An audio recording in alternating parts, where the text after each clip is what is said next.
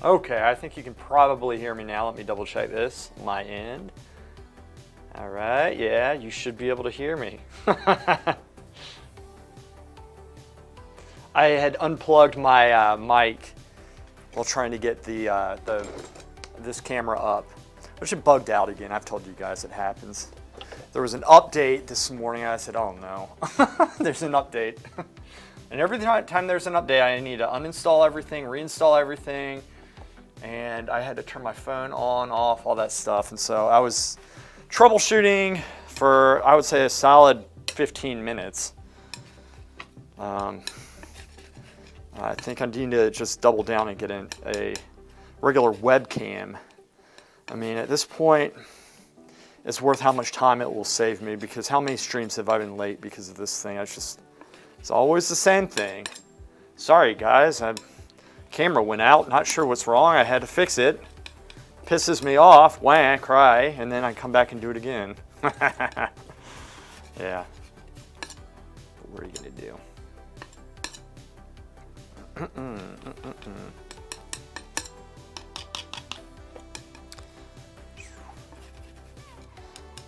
These colors. So I'm converting flesh tones over to the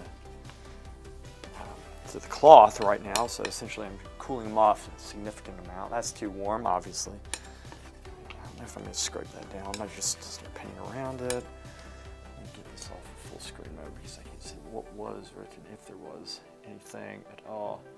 Updates can be so annoying. I agree. I agree 100%. Tile. I really do agree.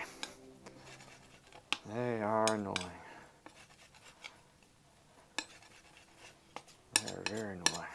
Alright, it's way too dark, so let's start adding some of this into it.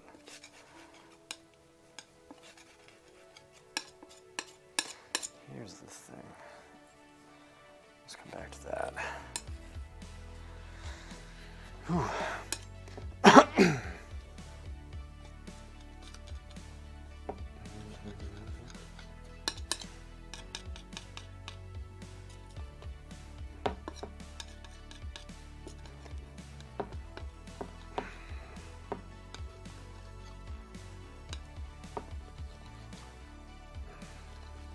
So you guys can see what I am doing here. We're good. That's it. You guys can see that. That's all right. So you want to have some color. You don't want to blue it out too much. Yeah, but that's pretty good. And then I can always modify it with the brush, but you want to get in the ballpark so you aren't wasting your time modifying too much. You want to be able to mix pretty spontaneously. All right. Let's do this. I'm just getting a little bit tired. Here. Right here.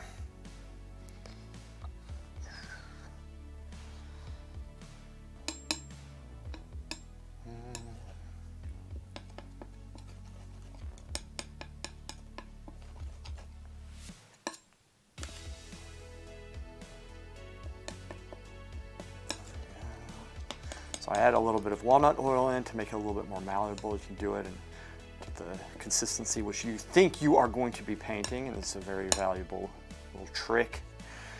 I'm going to actually lighten this pile up some, just a smidgen, a little bit there, because so my Kremnitz white is thick. Now the advantages of having a thick Kremnitz white is that sometimes you might want to go into dark, or I'm sorry, the lights, right? Because white is not dark. And you go into the lights and actually, you know, I need a value in between. I'm just going to take this, put this right here. That's fine. Leave that there. You have the ability to paint very thick in the lights, right? If it's already thinned out, what are you going to do? But you can always make it thinner by adding more walnut oil. So that's one of the advantages of having it thick. It gives you just simply more of a more options as to how thick you want to paint, if that's something that you care about, right? If that's something that you care about. All right, so I kind of want to have them in grades proper to each other. I'm trying to see, okay, that's probably proper reflection right there. Hey Clara, hey Pete, how are you guys doing? A fine morning, by gods. Is that how I sound to you? A day can be so nice. Yeah, it is. Afternoon, Lewis and Laura. Let's make some spaghetti. I'm sure you've never heard that before. Right. Guidetti spaghetti. Guidetti. Here we go. So I'm going to take just a bit of blue, and I'm just going to do a little bit of orange. That was probably too much orange. Probably, maybe. Yeah, it was okay. I don't mind it being a little bit warmer, but you know, I need to get some more white here. I'm going to make this a little bit darker, but so I made it a little bit too orangish. Actually, I'm going to make it a little bit darker than it is too. So add a little bit more blue than I think. Actually, that was the proper amount. Weird. Then I'm just going to take a little bit of cadmium red, and that was way too much. That's okay. See, you know, a little color goes a long way when you're working in the light lights. All right. Also the darkers, the darks. Something like this. This is, you know what? This is probably okay. I always modify it some. I feel like I need a little bit more paint, but start with this. Might as well get painting. Let me just add a little bit more cremnitz white. Try to move this down. I don't think it did good down there. Position myself properly. Good. Hey. So guys, I found a really good oil painting company, and it's much cheaper, but the paints are very good and I like them. It's called Blue Ridge Oil Colors. I should see those. Probably see that better, maybe. I know there's some reflection there. Whatever. Blue Ridge. Really good company, very good company. It's based here in North Carolina actually, but it's cheap. I mean, it's way cheaper than a lot of the other paints, but it's really, I mean, I like the consistency. The colors are beautiful. They don't put too much oil in the paint, and that's a very good sign. It's a very, very nice. In fact, the reason why I know about this company is because about 2 or 3 years ago, or something like that, there was a shortage of lead due to some restrictions that they put, you know, safety restrictions, and so companies temporarily couldn't make Cremnitz white or something. Anyway, it was in short supply, and so Michael Harding's, which I normally go through, he temporarily didn't have it, but I needed frickin' white, so I searched around and found Blue Ridge Oil Company. Normally they have, I thought I was buying a larger jar, which I would tube myself, which I was going to show you guys how to do, but I'll do that anyway. But it came in a tube, 150 milliliters. There was probably like a 500 one or something, like a big tub of it, because it normally fills up these large 250 tubes, right? Anyway, so I might order some more of that, but it's good oil paint. It's very good oil paint. So if y'all want some decent oil paint for cheap, Blue Ridge, very good. Good to know. Yeah, it is. Clara, now let me tell you something. Just keep in mind with the next video, first off, I do want you drinking vodka for it, because my goal is to make you an alcoholic. In fact, my goal is to make everybody alcoholic on my channel. That's number one. Number two, understand I'm joking with you. It's going to be brutal. I mean, you know that, so that's why I do it. If it was something, if I was being serious with this stuff, it'd be, I'm not gonna be a dick. Okay. Let's work on that headpiece some. But just understand that you brought this on yourself. Yourself, Clara. Yourself. You don't need to send Logan to beat me up. My goal is to make you smarter and more humble like myself. That is my goal, which I've stated, sir. And an alcoholic. I think that's always a very good thing, right? Being an alcoholic. Always, you know, alcoholism. Great, wonderful. That's the key to being a great artist. You have to be troubled. You know, you have to obviously look down your nose at everybody. That's a requirement, but you know, being very troubled.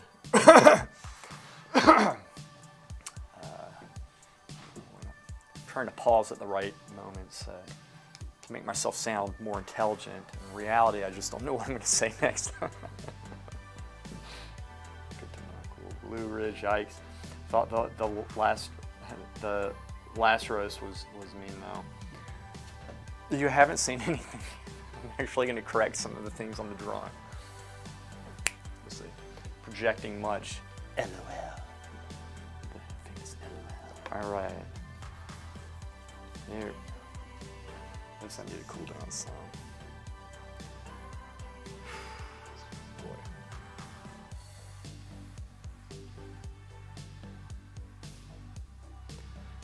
right.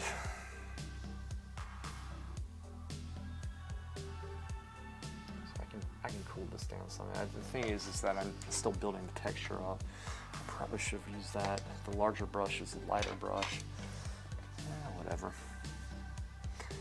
Which drawing are you roasting? I'm going to re-roast your other one, but also there's another drawing that you sent me that I'm going to roast. So here's the thing. I've done the corrections on everyone except for that black girl that you sent me at that angle, because that's a very tricky one, and it would take a little bit more time for me to do.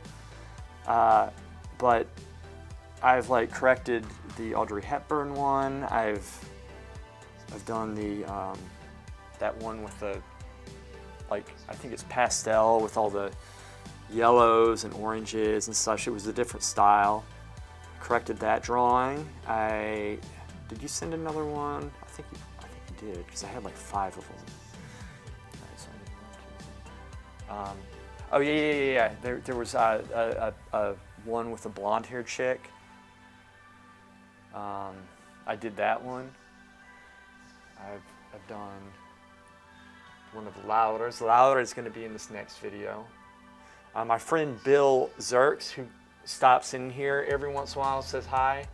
I'm going to do another video with him, and that one's going to be pretty cool. I haven't corrected his drawing yet. He did a pretty cool drawing. I mean, I don't know if y'all will find it cool. I mean, I really liked it, because again, he and I go back, and he's one of my one of my closest friends, and gosh, this is looking so horrible. I need to look at something. Honestly, I need to look at something. Well, all right, guys. I'm gonna try to do something here. Y'all are gonna laugh at me, but I'm sorry. I'm tired of this. I'm painting, just making this stuff up, and this doesn't work. And I've been in this position before, so let me do something here. Let me think. I'm going to actually do a setup here, but I'm gonna move some things around. So let me. Yeah, Louder. You're gonna like it. You're gonna like what I do. It's gonna be really cool. All of it's gonna be cool.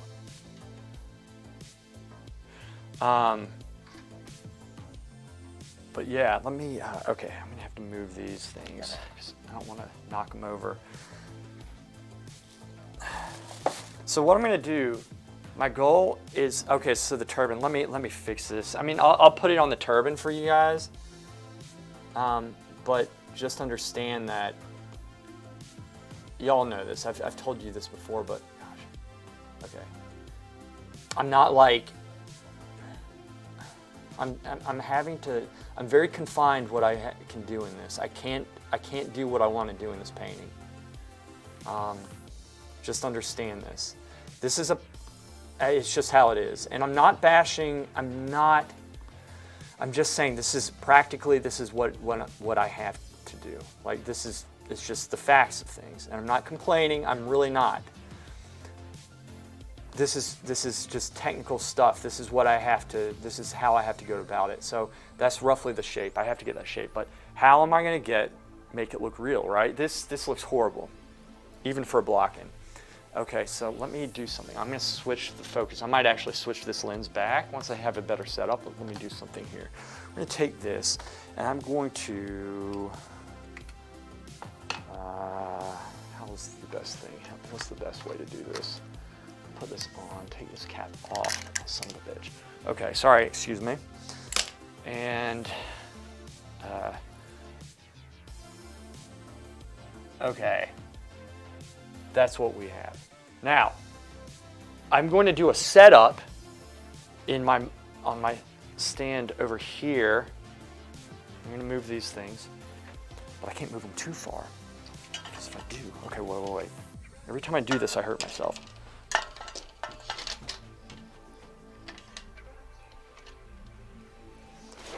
Ow! Okay.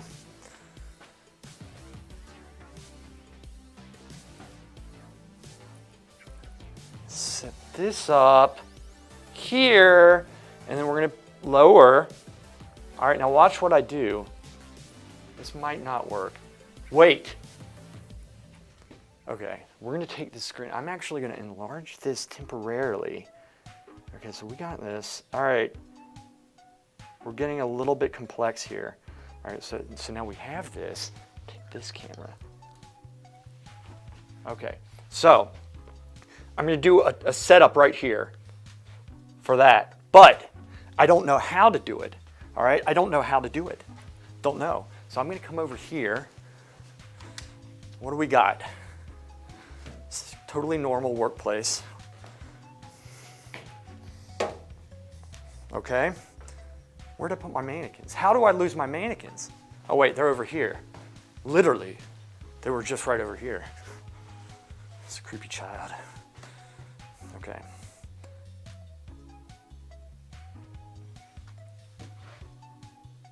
Set in a rakish angle, as is this, but it's going the wrong angle.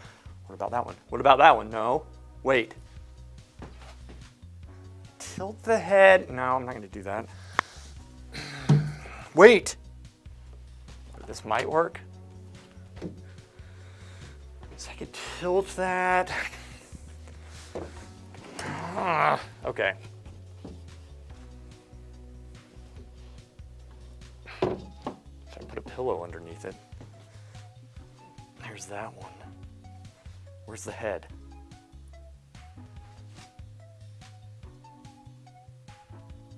There. That's the head.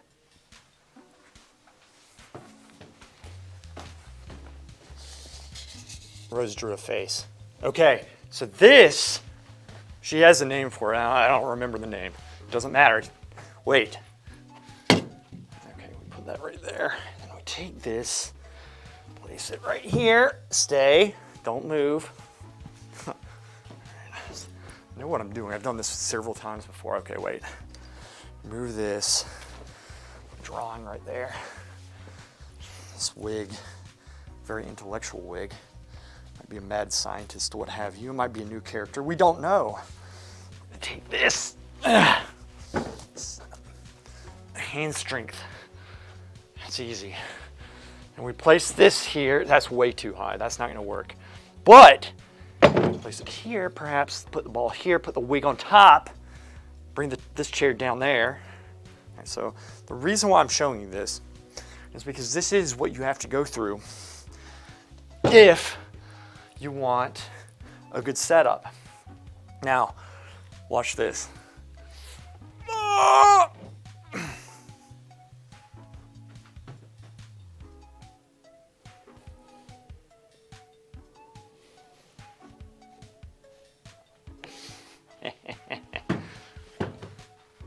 What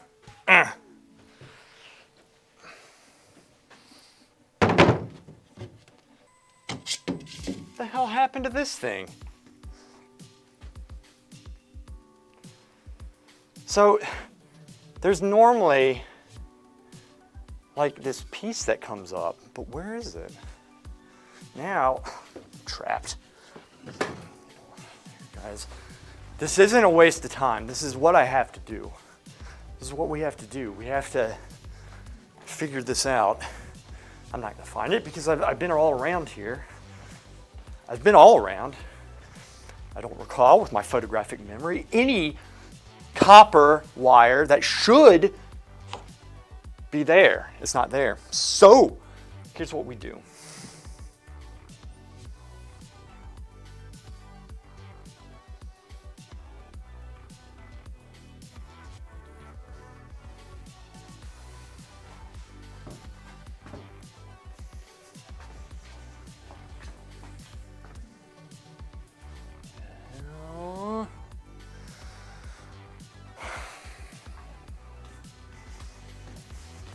Ah! Wait. That's not it.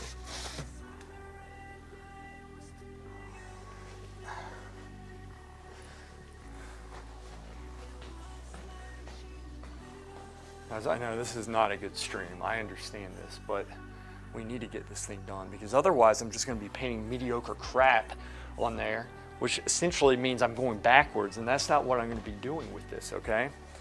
I never go backwards. 1 second. Let me catch up on chat here, okay? I'm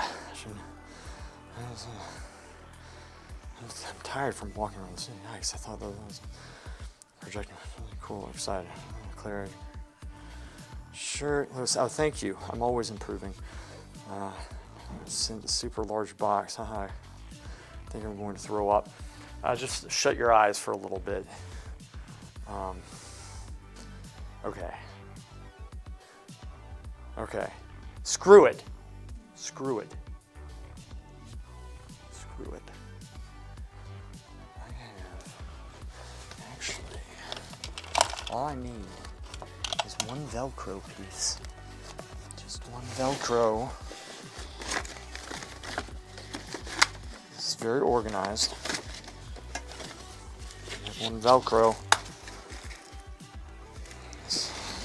To take that out right now, but I know I have these Velcro strips. Forget it. Forget it. Here's what we're going to do. Here's what we're going to do.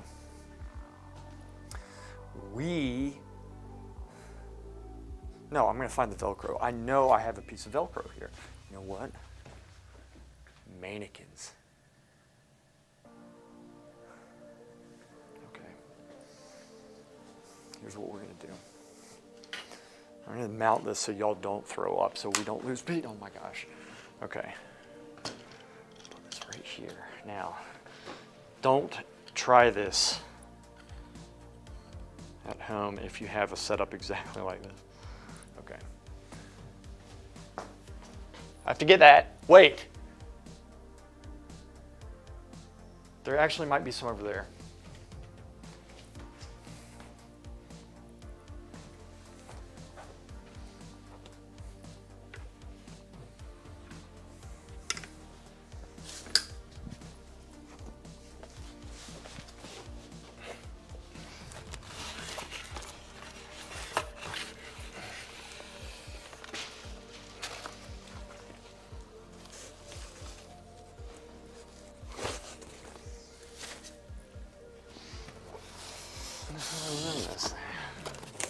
Dude, this thing's heavy. What is this? Oh my gosh, it's a box of paints. Huh.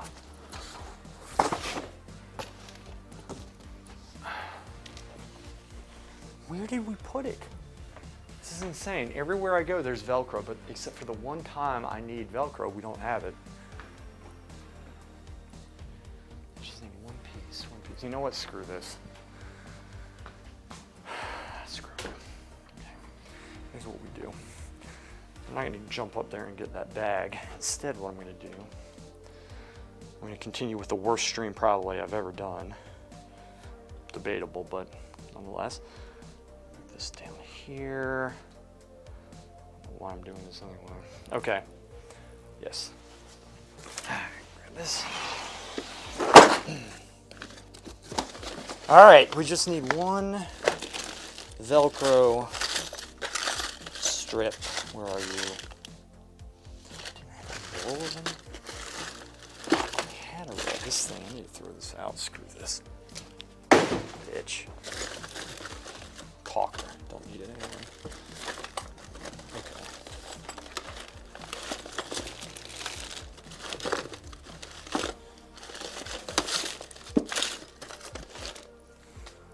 Yes, this is what I was looking for.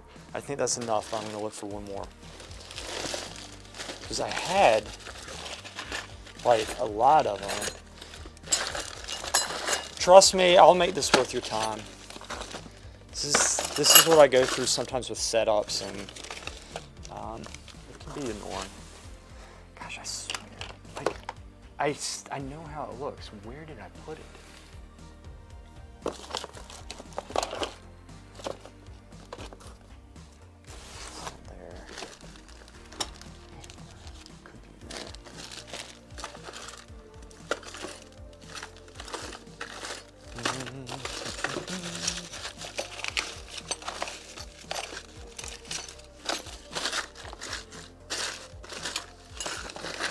Got one piece. It might be enough. Let me try one more place.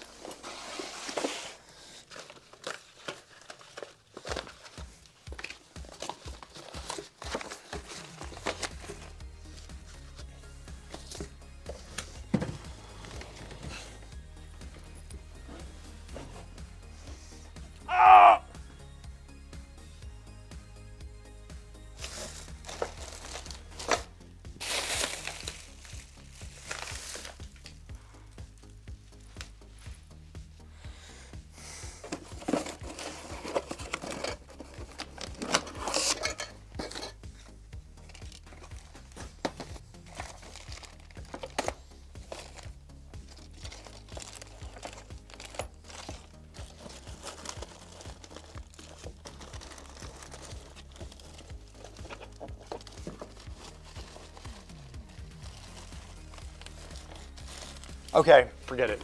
We're gonna go with that one piece. And then what's gonna happen is I'll find them when I don't need them. That's always what happens. Okay. There was a box though. There was a freaking, wait a second. This is unorganized. I really need to clean this place.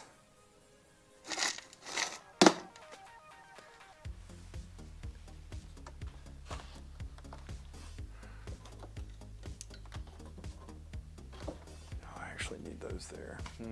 I bet you there's some up in there, but screw it. Gosh, I had a lot of them. There's an abundance of them. Disappeared. Okay. Okay, different angles. Good. In fact, bring this closer.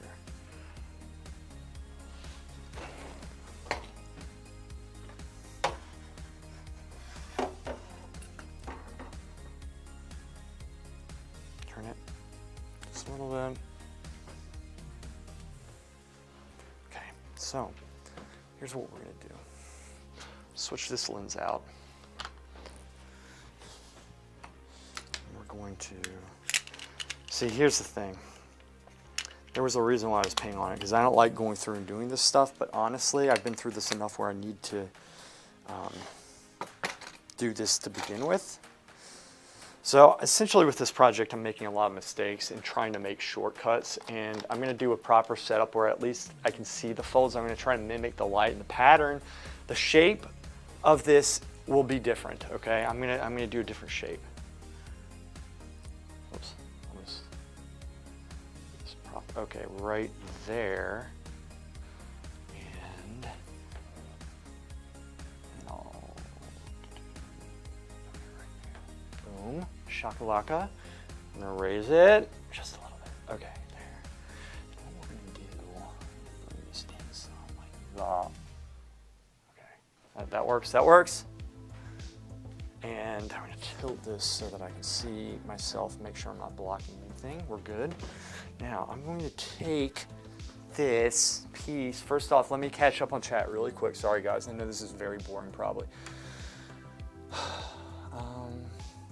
This is a super large box. I'm glad. I think I'm going to throw up. For a moment there, I thought that they sent the package back. I was so happy, then a little sad that it wasn't that, but then your package made me happy again. I'm simple-minded sometimes. Song again, the roller ring. Do you want me to change the music up? I've emailed the Complex, really hoping they can find it somehow. Oh, that sucks, Clara, because they want to take themselves. Let's make some more. Okay, cool. All right, so here's what we're gonna do. These little strips, which camera is the best? These strips right here. These strips. All right, so these you can get at Home Depot. Now, these are Velcro strips, and on the back you have plastic. And this plastic, what it does, it peels off. Wait a second, this is only one of them. I need two of them.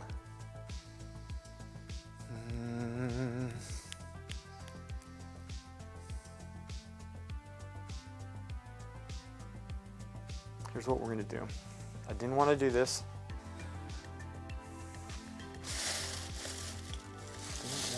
I'm not gonna look, because I'm gonna waste y'all's time if I'm looking for this again. What we're gonna do, we're gonna get these scissors. We're gonna cut this in half. Wait a second, does this? All right, so we're gonna cut this in half. Okay? Now, I think this will work. Wait a second, there's some on the back.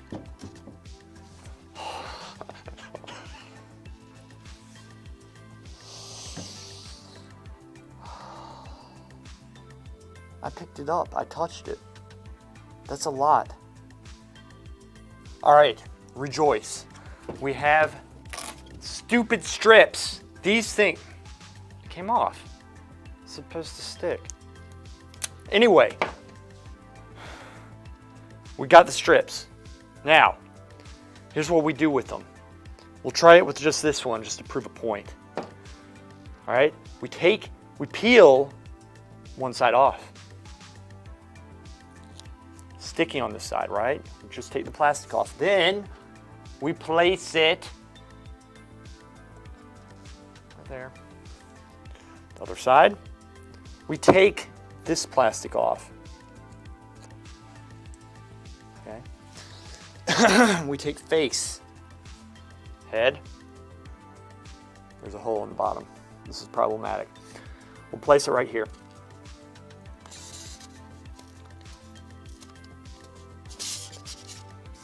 Press it down.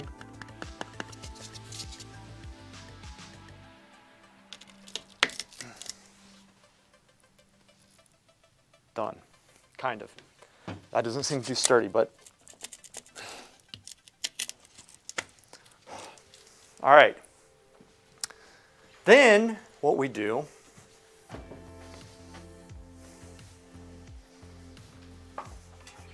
we get a cloth. I'm going to come around the side. Actually, come around here.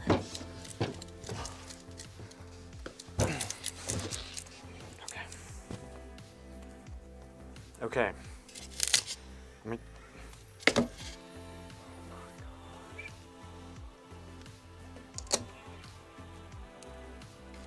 It doesn't stick to this. Unbelievable. Okay. Screw it. What we're going to do, we're going to get that other mannequin. That was a waste of time. We'll leave that there. This thing, highly disappointing. Highly disappointing. All right, so we're going to take this. I'm going to place it right there. Okay, now, take this.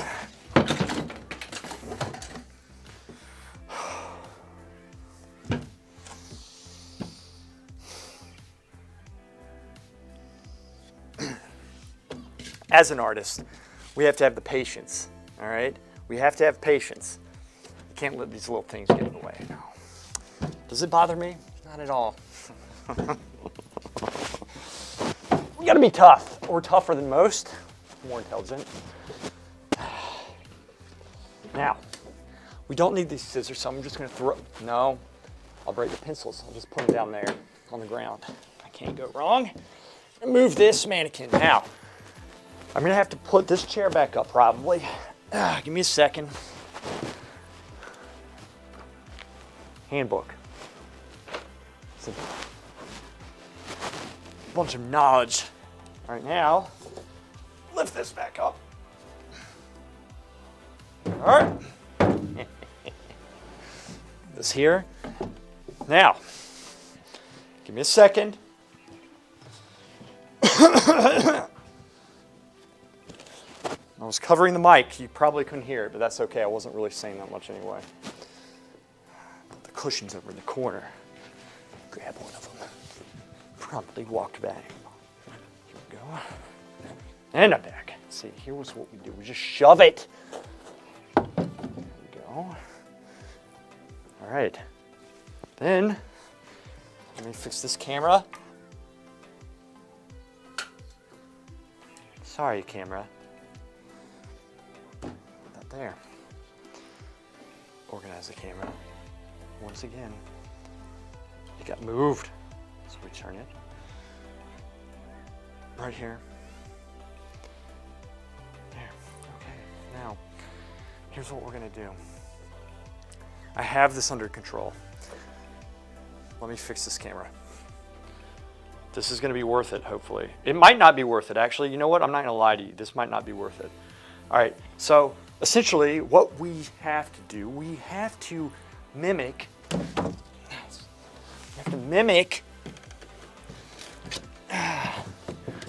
this.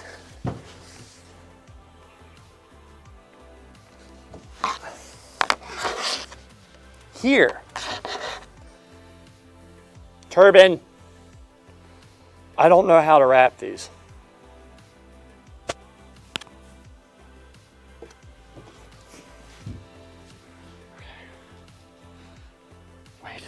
Wait a second.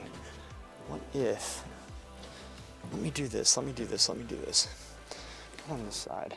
I'm blocking that camera, but now I'm blocking this one. So I bring this way. Make sure it's not in the way of that. Okay, I think that's a better shot. Now, I'm going to wrap this around. I just need to see folds. Okay, I just need to see the folds. And this might take a second, guys, but I just need to understand folds, how they're playing off with this. Okay, so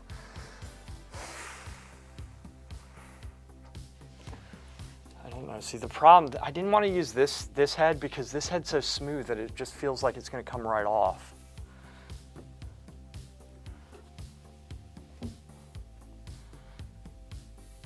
Okay, so we're gonna just do some experimentation. So this actually is very helpful to me right now. Now instead of going through and trying to like tie it in the back, here's what we're gonna do. We're gonna get some safety pins.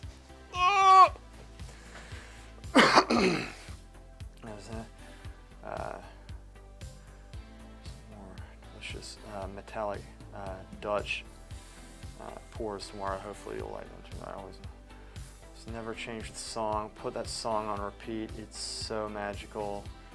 Learning so much that I didn't even know was related to me. Okay, so here's what we're gonna do. We got some clothespins here.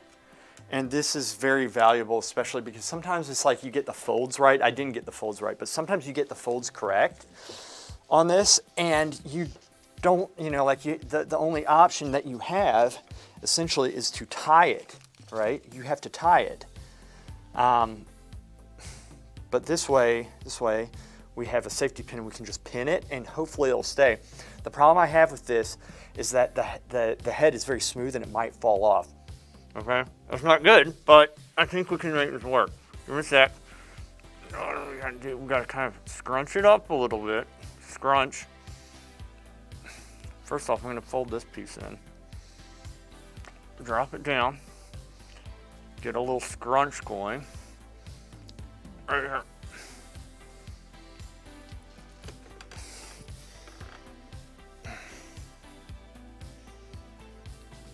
Okay. Shit. Okay.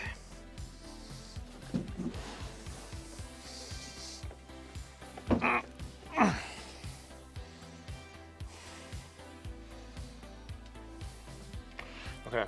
So, if I take this, I'm going to push it right through. I got to be careful not to stab myself. I'm going to go through a couple of the folds here. I pin through them. This is a pretty big safety pin. By design, I chose this. All right, so we got the safety pin. Guys, I'll get to painting. I know. This is really annoying. I'm annoyed. There. So now that stays. You see a nice safety pin. Now, here's the thing. Now what we can do is we can start. I need to step back, look. Okay, so this actually does help me. This actually does help. I know the folds are all messed up. It's okay. I don't need it perfect. I just need to get the idea of the folds, okay? And so we can start playing with this now. So I'm going to start putting some folds here. And then what I'll do, I'll tilt it back so it gets some light. So look, let me see if this, okay, so if I bring this back, watch, you see how there's more light on the forehead? Because that's because of this. Now I could bring actually this piece back. Some that opens it up. Okay. Do this, but I can also kind of set her back some. So this actually now look, I have something that has, you can see the color with it. You can see folds. I can mimic this piece right here down here. So this is very dark and it's not how it is in the paint, but like this piece right there is something I can work with now. Let's try to put some folds a little bit up top here. And I might even experiment with one more thing. So guys, this is very important. Like, you don't need the whole setup to be exactly that. You just say, okay, well, I want to work on the forehead, so I'm going to set up a part here, and then you just spend your time and kind of like mess with the folds here. And there's, you know, you're a little bit limited, but that's okay. And then, let's see, maybe we can, I have to be careful. I have to be careful with this. So this kind of, I don't know, this is kind of stupid. Maybe I just get a strip of it. Let's see how a strip works, right? We'll see how a strip works. This is how I do it. There, so we have that strip that's going up over the top. You see that? And so, like, if it was me, actually, no, I can't say this because culturally, I think it's very beautiful how they wrap these turbans, and I'm sure there's more to it than what I'm thinking. But like, you know, if this was like, say, a Virgin Mary painting or something, I go for the, like, you know, I'd be messing with the folds and all this stuff. This type of cloth in particular, this is like Bouguereau cloth, right? If you look at his paintings, Bouguereau, they do this stuff where it's like, it's a very fine cloth that you can get very fine folds with. But it has like a cottony texture to it, but it's smoother than that. But it's not cotton. I think this is like spandex, it's like 70% or something. And probably 30% cotton. But it has a lot of, like, spandex is very good for this, okay? So like when you're doing setups, this is one thing I had to learn. Like, see all the cloth I had, I didn't just go and be like, okay, I'm gonna buy some red cloth and I'm gonna go and, you know, I really looked into, I had to learn the textures of it. This cloth is very good for folding around the form, okay? So here, let's try to get this upper part of the turban. See, this is stuff I enjoy teaching. I don't like walking around not knowing what I'm doing in the studio. I'm not embarrassed. I don't really get embarrassed that much. I mean, unless I like farted in live stream or something, that'd be embarrassing, but I didn't do that this time. But like this stuff, this is what I want to be teaching you guys. But like, I mean, look, you can get beautiful folds and then you can experiment with the light. And I have the light set up here. Y'all saw the video, I'm sure, because y'all watch everything 100% through. But this is the setup that we have, right? So diffuse light falling down upon her head here. And so here, let's take this. And this is smoother, right? And I'm not gonna get like these folds and like, this is beautiful. Like that's very beautiful.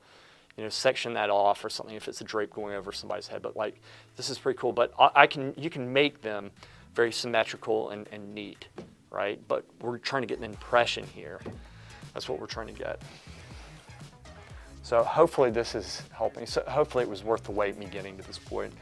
And I wasn't trying to procrastinate, I really wasn't. I thought that that would work. Let me tell you something, let me show you something. And this is gonna be worth it. Because one of my goals too, look, taking the time to explain this, I think will save you guys some time. So you see this mannequin up here? It was a male mannequin, and what I did, I essentially like cut through it, you know, like I sawed through it and stuff. I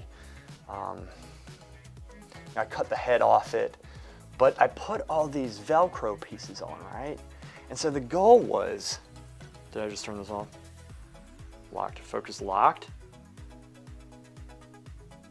I don't want to lock the focus. How do I unlock the focus?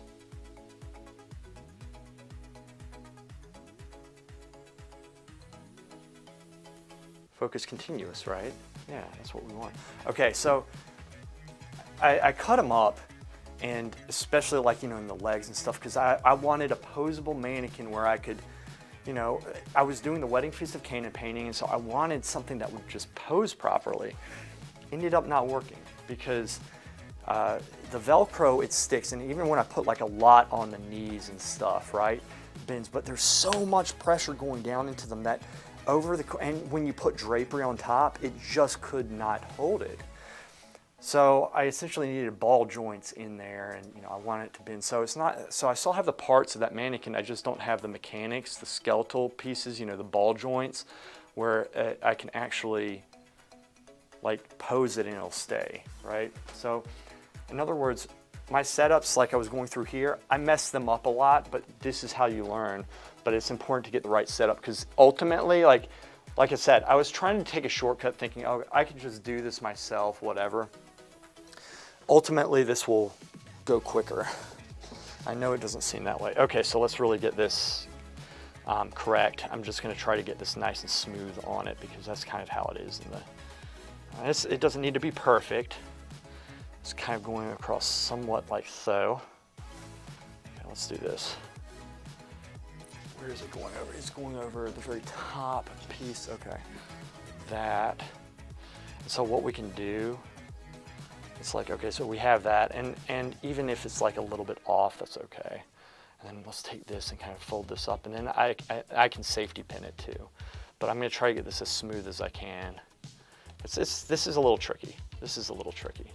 But I think I can do it. Okay, so like if I really tighten it, you see that? Like, that's a nice look. Now, here's what I can do. Let me get some more safety pins, which I think I have here. Here they are. The bag of, ow, my knee. One second, let me get this pillow first. Okay. There we go, that's better. Okay, way better. So now I'm gonna get the safety pins and I'm gonna pin this down. So this is how I do my setups for drapery. And just because there's a fold there doesn't mean like, oh, I have to paint the fold, it's reality, I have to do it. No, you can choose what you want to paint, what you don't want to paint. What is this? Put this back in.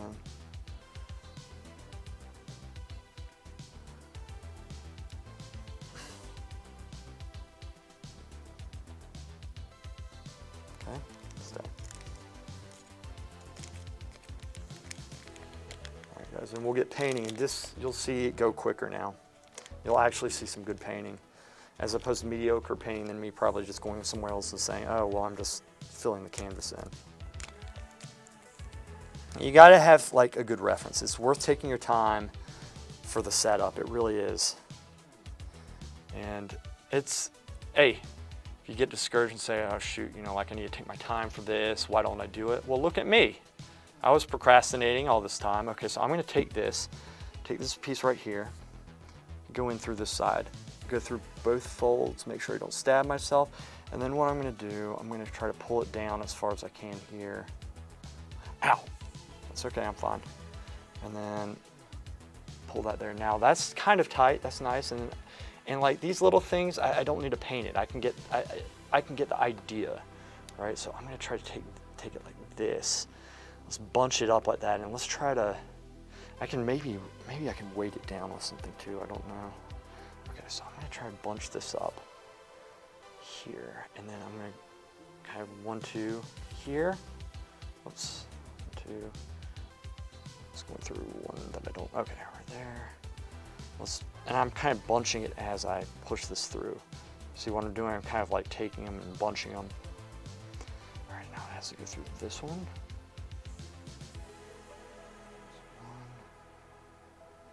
I might be going through too much. This might be too small. I gotta be careful. Okay. I think, oh, I can get this. I can definitely get this. Okay, then let's pull this down. 2, and then let's push it together. There, okay. All right. This is not bad. This is an okay setup. You know, and if I really want to, check this out. Okay, I got an idea. I have an idea. I think it's over here. Give me a sec. Give me a sec. Ooh, this will work. Perfect. I just needed something to tie it together, right? Because, you know, his turban. Oh, whoa, almost knocked it over. His turban's like tight. So look at this. We can kind of push it back just a little. Now, we got to be careful. Here, we got to be careful. You know, this is delicate work, but this will also help secure it to the head. Watch this. Here. So this is, and I might try to pull it back some, but I don't want the thing to fall off, right? Okay, push it back some. You know, so it doesn't need to look exactly like that. You're just painting a part of it. Should I do a knot or a bow? Probably not, but I'm gonna do a bow.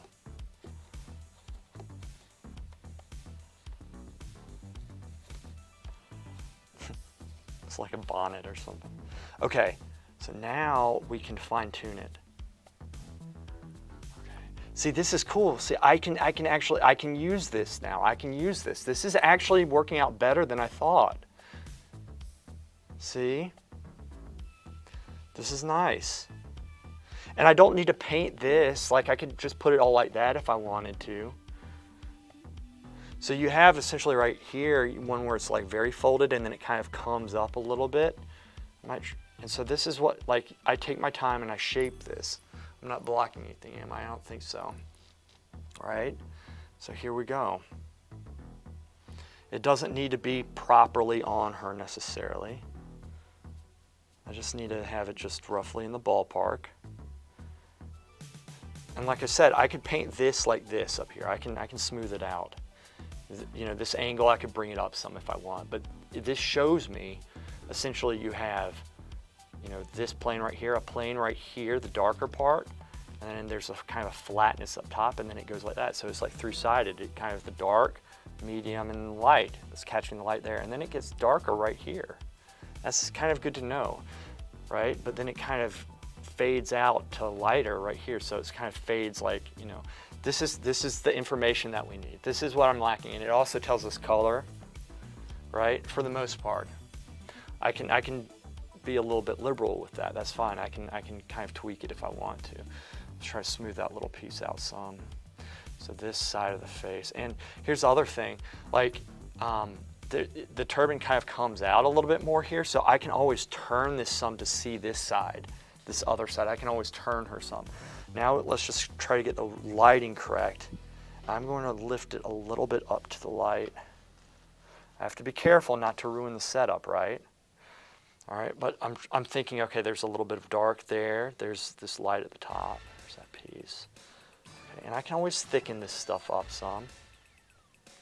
I know it's not like we don't have that scrunchy part up yet, but we can do a separate setup for that. Like, you know, you can kind of mess with this stuff and come up with something, or perhaps like, you know, I could tie something. I don't know. We'll figure that out as it comes. This is good cloth for that. Okay. And this line obviously is going to be going up more than I have it, you know, something like that. So maybe. I have to be careful. I don't want to ruin this. It kind of, let's try to push it up just a little bit. Let's see if I can push this up some just to get the line. If not, that's okay. You know what? We'll just leave it there. Let me step back and see how it looks from my angle, because I have to paint this properly. You know, that's actually working out better than I thought it would. I'm going to actually turn this more towards me, bring it back some, like this. That's, I think, something like that. And I still, you know, you still have to make some modifications. I'm just, okay, I'm gonna have to turn it a little bit more towards me, which is actually good, because when I do, it puts more light on the face. Okay. Let's set this. Okay. There we go. See? Now, I know for you guys, the angle might be a little bit weird. Like, it's more facing towards, like, for me, I'm looking more at, like, this side of it. Y'all are looking more straight like that because I have the camera over some, so the angle's off there. But essentially, that's what we're dealing with. Okay. Let me catch up on chat really quick. Hey Quildar, what's up, buddy? And Gentian's here too.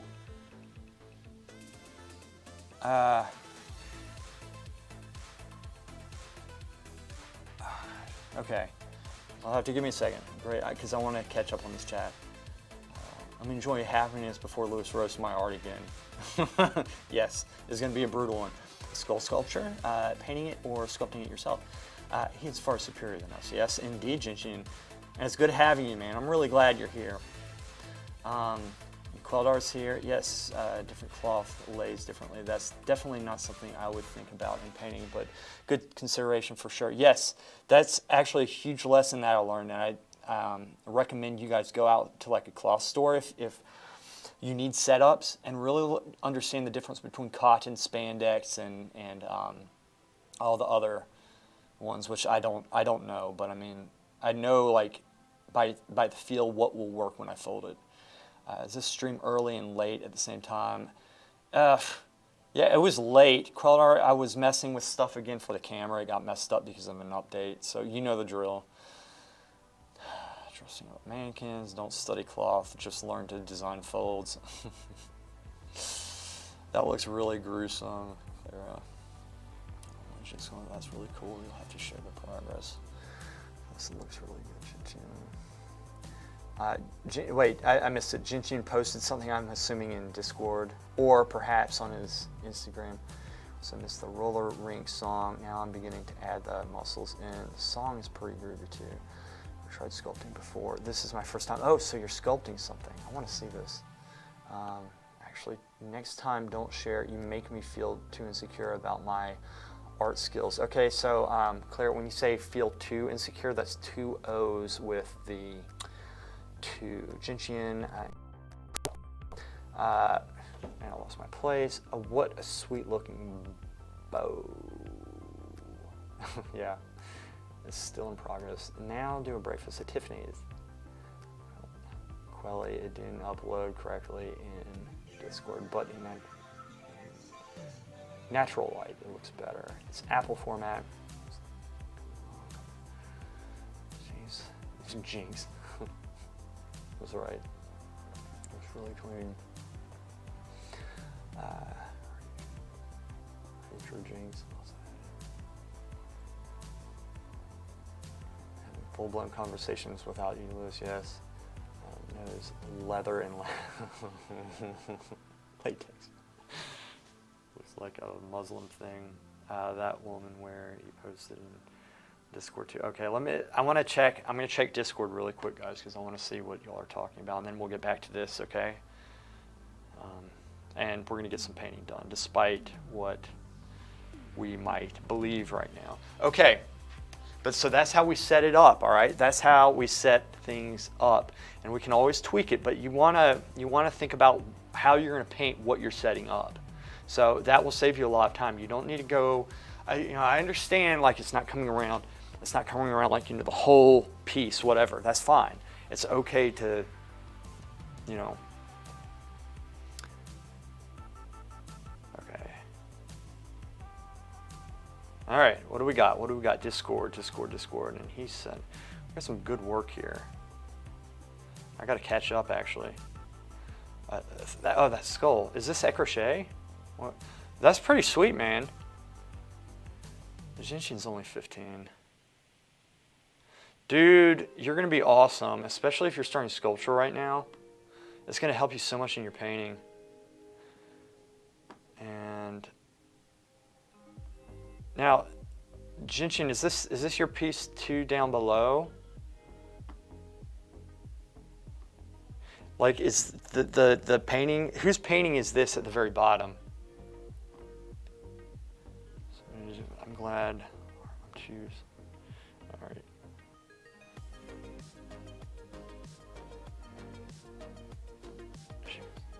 On the portrait he did of you as cyberpunk, I loved it so much. Yes, which one is that? We're gonna get started now, by the way. So let me, how do I want this set up? I tell you what, I'm gonna bring this back so you can see the setup as well.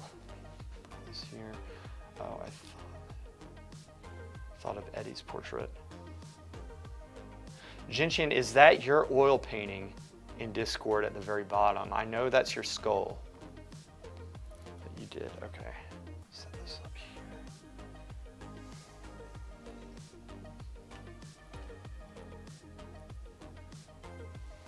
So over here. There, and y'all can see that setup. Try to tug this way. Sorry, I know this is annoying for me. I think I can turn this actually, bring this back to the painting, lift this up some. Maybe I just bring that over.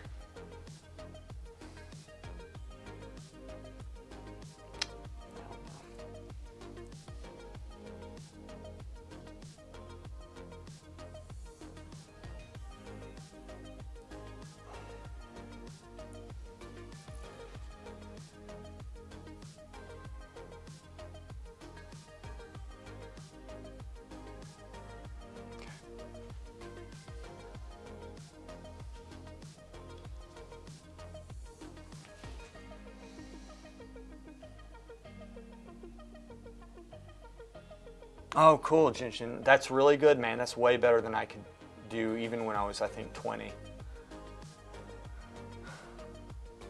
Borders were just added to the pieces. Don't give it. Oh, Claire, do you remember that advice that I gave you about Instagram that came from my friend Gilbert? Remember, he had the perfect size and everything? You don't want to put black borders on your work. Quildar. If you want it to get seen, there's a format that you put it in that will fill up the whole screen. And this is coming from a friend who is an expert with it. He gave me actually a lot of very valuable advice. A lot of very valuable advice. Okay. And what I'm going to do as well, I'm going to bring my reference photo for myself. I'm going to bring it up here. Y'all don't really need that stuff, I don't think. Ideally, I would have a picture of this for you guys, but I don't want to waste any more time. If this is away from you, but is it blocking me? Yes. So how are we going to do this? It doesn't matter. Y'all can't see it anyway. Okay, that's fine right there. Reference photo up.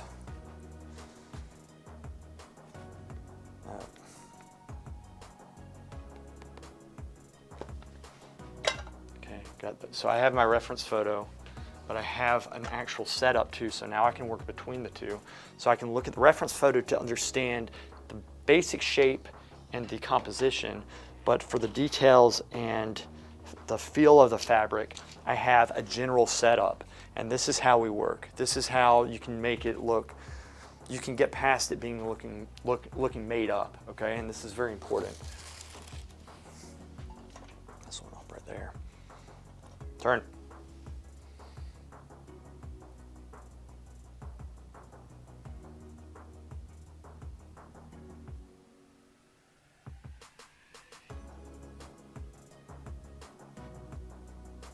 Yeah, I did, Randall. And it didn't work, but that's okay. Sometimes that's what happens. My plan fell through, Randall. Fell through, buddy. But that's okay. It's all right. See, that's how we learn. See, I won't waste my time with that next. Potentially, I won't. Probably will. I'll probably forget that whole lesson and go back into it.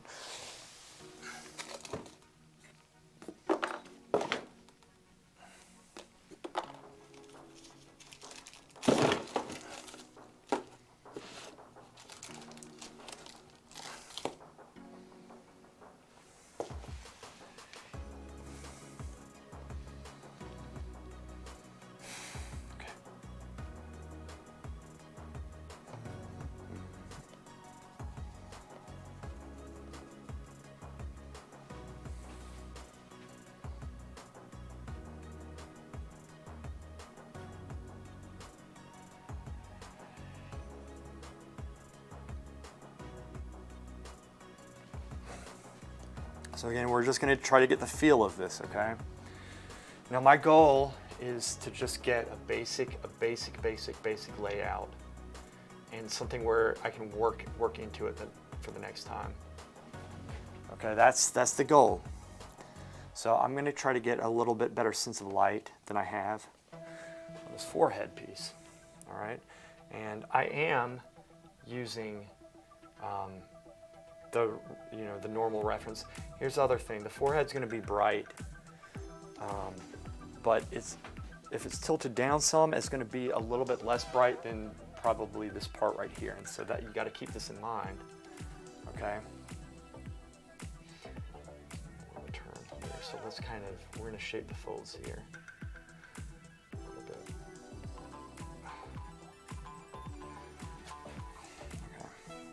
So I'm essentially just going through and reblocking this in. I'm not worrying too much about the color right now.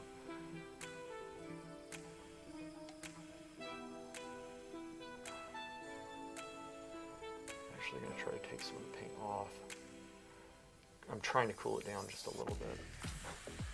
Okay, squint down. Okay, so the impression is, when I squint, the impression is coming kind of how, it's getting closer. It's not how I want it in the least, but I can work the drawing and all that stuff up as I go, but I need to get the basic layers, the basic blockings down. Now I have to also keep in mind, I'm going to point down here, y'all won't be able to see it, but the other cloth, right? I don't want to have this cloth different from the cloth that's down below, right? You don't want it to be warmer, you don't want it to be cooler, you want it to be in sync. So again, that's where our practice from looking, me being look at that entire shape, right? Always saying that, always drilling that into your heads. That's so important, right? In your work, you got to look at the entire shape. The entire freaking shape. So here we go. I'm going to bring this fold up some. There we go. I'm kind of just pushing it up. I'm going to use my pinky to brace here. Slightly transparent, it's okay. Now I'm painting, I'm kind of pushing it in and trying to paint a little bit thin so that it dries quicker and I can build it up. If I paint thick and then paint over again, it never looks good. It never looks good when you have painted very thick underneath and then you paint thin over the top, right, in oil paints. It doesn't look good because you see different brush strokes on the very surface than are underneath, and oftentimes it cools it off some, right? It cools it off. It cools it off.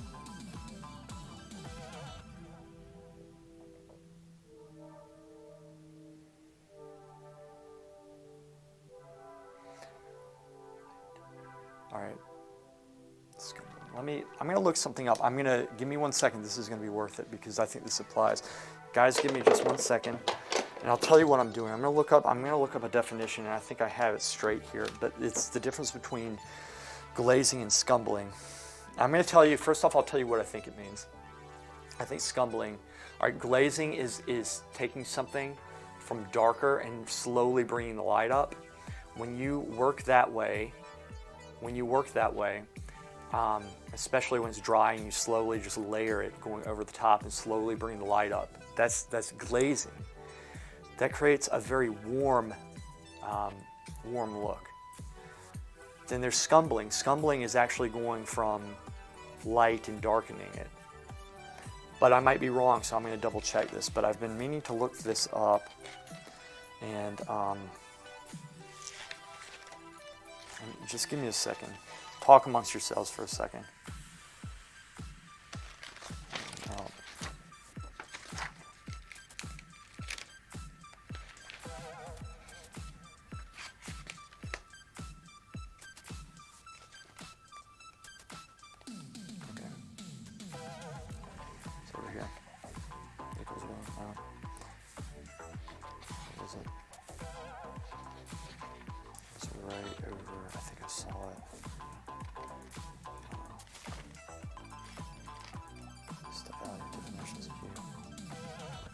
Local color.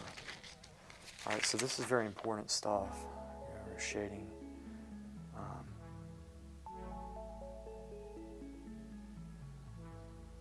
Comments, mediums, and varnish. Let's see. Well, I'm not gonna. If I can't find this within a minute, I'll switch, and we'll just go back to painting.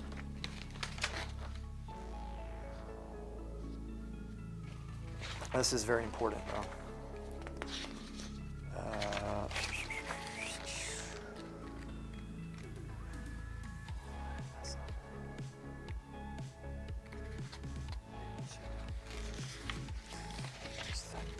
Possibility that it's here. Prepare a soft varnish.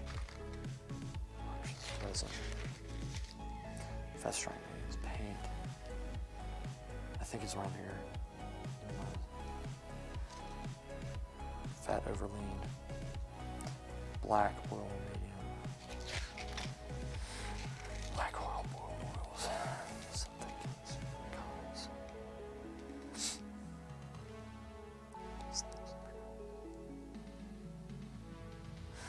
6 distinct steps in the production of a painting. The sketches and tracing. This is number 1, sketchings and tracings. These work out the narrative presentation and the linear composition. Number 2, the value study and the color study. There are small and sketchily painted, that's actually a word, which establish the composition, orchestrated as a whole, guaranteeing the illusions. Number 3, highly finished drawings in pencil or charcoal for all the figures in the composition, as well as drapery studies and foliage studies. Number 4, detailed studies in oil paint for heads, hands, animals, etc. Number 5, the cartoons, and only then, number 6, the finished painting. Shading. Articulation. There's a study of what happens underneath the surface of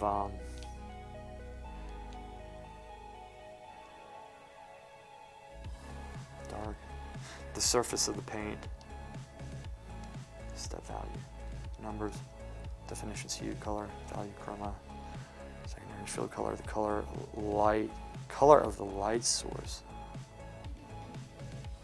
I swear it was around here that I read this. See, I've read this before. I'm trying to find where I read it.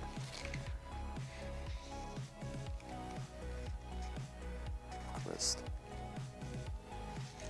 All right, guys, so what I'll do, I'm going to come back to this. Like I said, if I can't find this within the first couple minutes, I'll go back and I'm pretty sure that's where it was, though. Yeah, this is just the setup course. It's requirements, formats, course description, screw that. Don't need that. Definitions, what's that? Materials, study, safety, painting, curriculum checklist, intermediate curriculum checklist. It would be in definitions. I'm going to check definitions one more time, which is right here.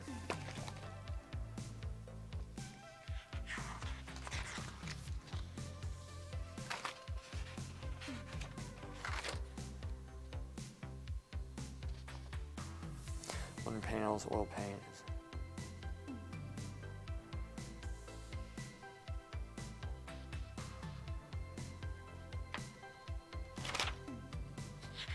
It was not in this that no, I'm sure it was here that I read this stuff.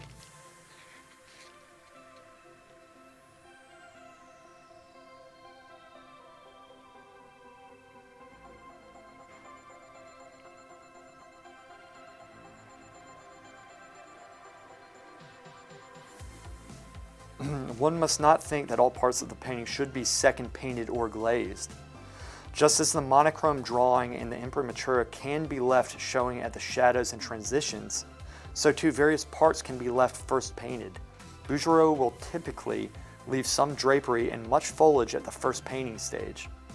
Reynolds, Rayburn, Lawrence, Sargent, and all disciples of Carolus Duran took the first painting as the final product. It depends on one's taste, one's preference for a certain look, right? Popular world. Okay.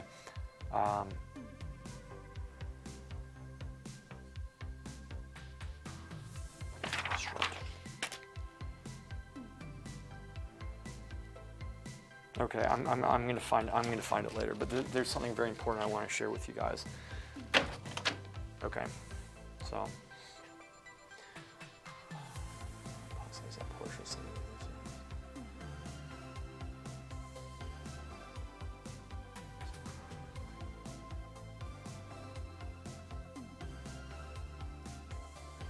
is it the opposite, Jinshin? Okay. I think glazing darkens things. I think it's mixing a color with another color in the canvas, like dry brushing technique. Okay, I'll look into that, Jinshin. Lara dreams, that's the face I make after drinking a whole cup of tea. It's funny. All right, Jinshin. Hey, Jinshin, can you do me a favor? Well, any one of you guys, do me a favor. Look up scumbling and look up glazing and look at different sources for it and tell me what it says, okay? Because I want to get this correct. I've been meaning to. I knew it, and for some reason, it's just, it got lost on me. I don't know why, I lost it.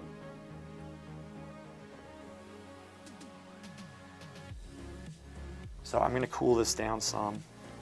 I'm going by the values that I see up there, but they have to make sense for this. So I'm taking not just one setup into account, but two. I'm taking this composition into account as I do my same setup up there. And that's how I'm judging the shapes. That's how I'm judging the color. And I'm looking at this whole thing as I paint this and trying to make sense of it. This is the goal for this. Okay? Right now, I'm cooling this down just a little bit because it needs to be cooled down. Okay? This needs to be cooled down some. I'm starting dark and I can always go into the light with it. All right. Let me know when you find some. Wait, did you send a picture somewhere? Okay. Let me know when you guys find that, if the definition. Otherwise, I'll look for it later. I don't want to waste y'all's time anymore because I feel like I've wasted a lot of time this stream. Squinting slightly.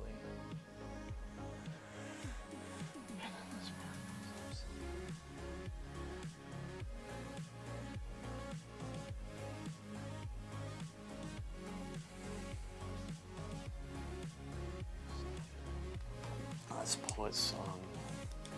So I'm going to kind of try to go a little bit slow with this. I'm not trying to paint very quickly.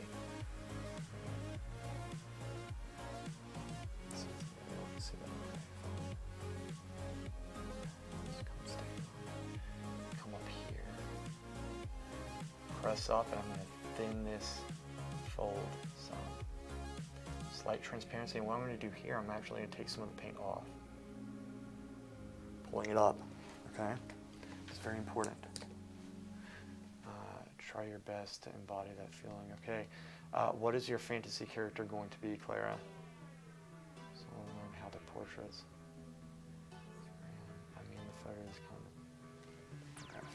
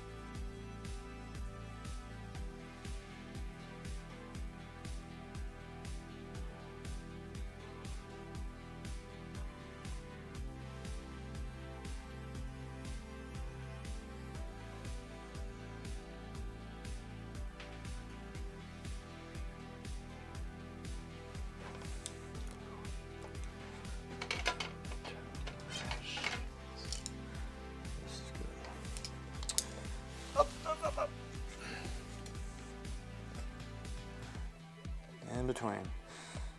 Is anybody looking up scumbling and glazing?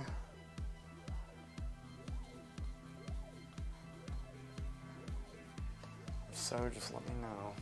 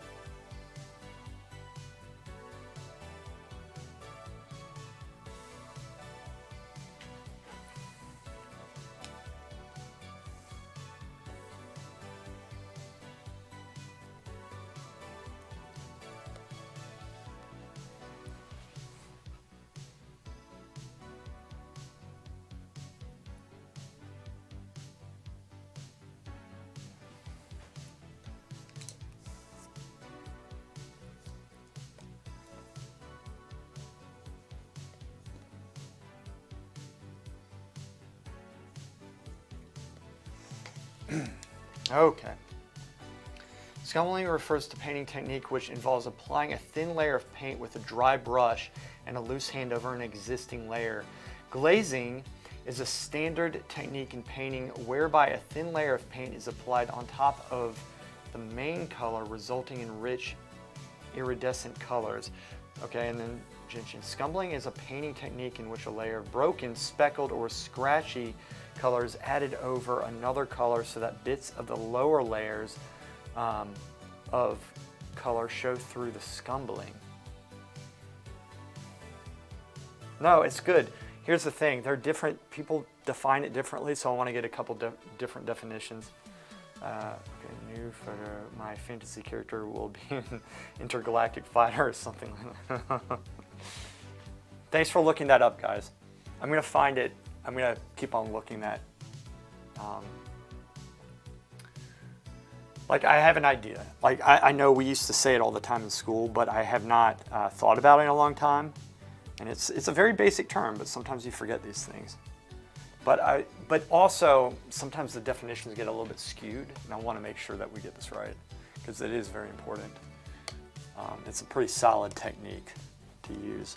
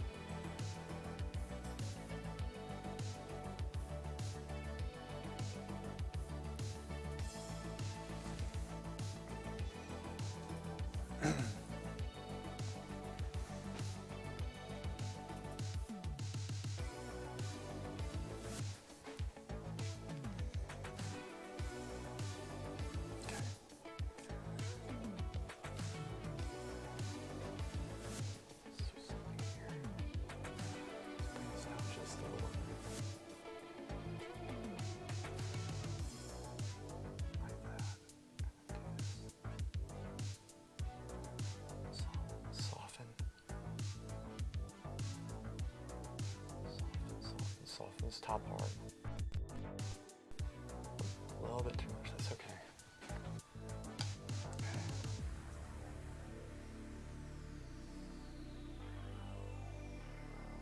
Comes up and then out. Okay, let's try some. I might have to revert this back, but let's see if this works. If I have this piece coming up, that's the main, that's the shelf. Okay, let's go a little bit darker up top. I don't know if this is gonna work.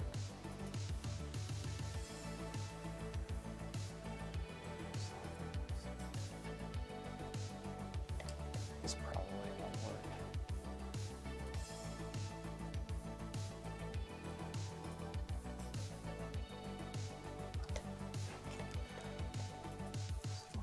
I'm trying to incorporate a little bit of what I see up top.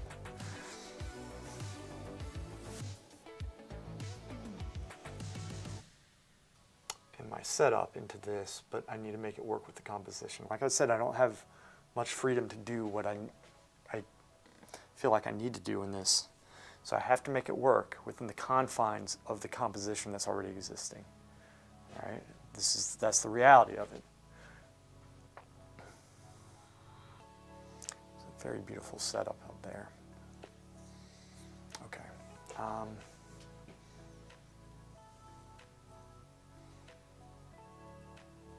Okay, let me say something right. There's not line before money.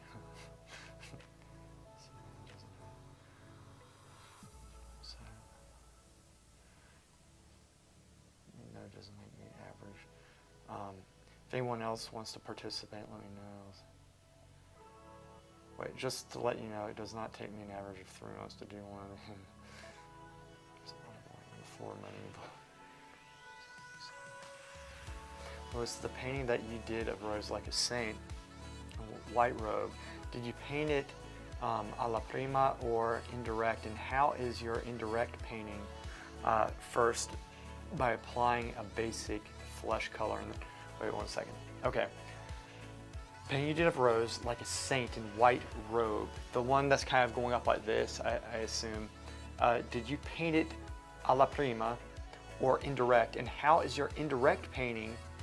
First, by just applying a basic flesh color and then advancing it. Yeah, kind of like I've done with this one. It was more, yeah, it wasn't a la prima. I built it up. I built it up. The robe.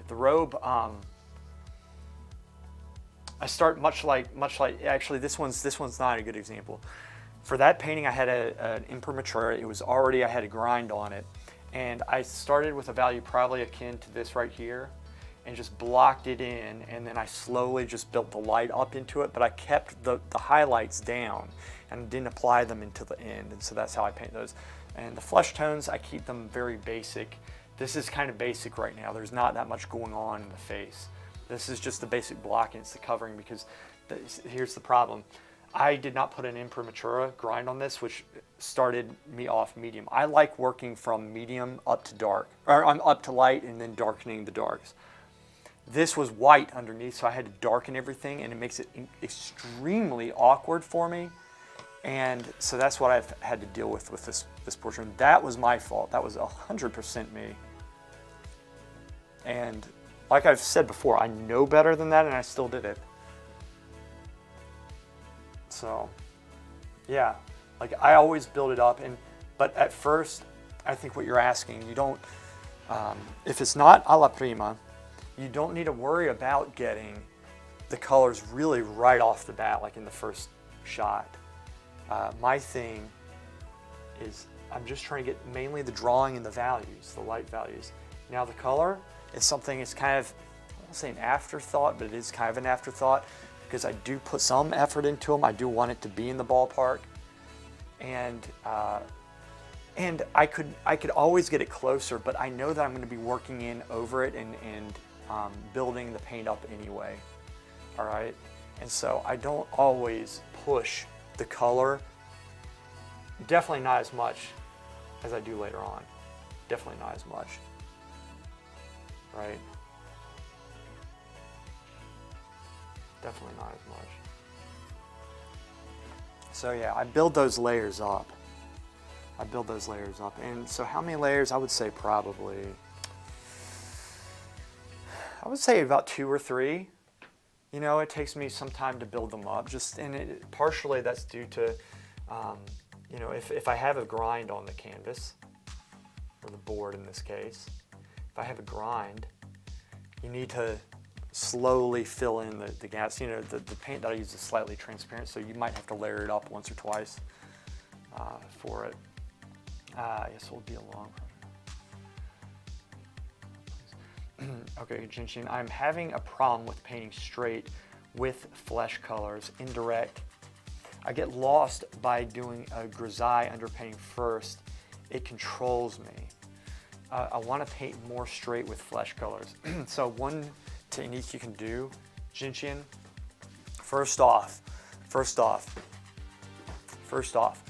in portraits and faces, you're gonna have the rosy reds more around this area right here, probably up in the nose.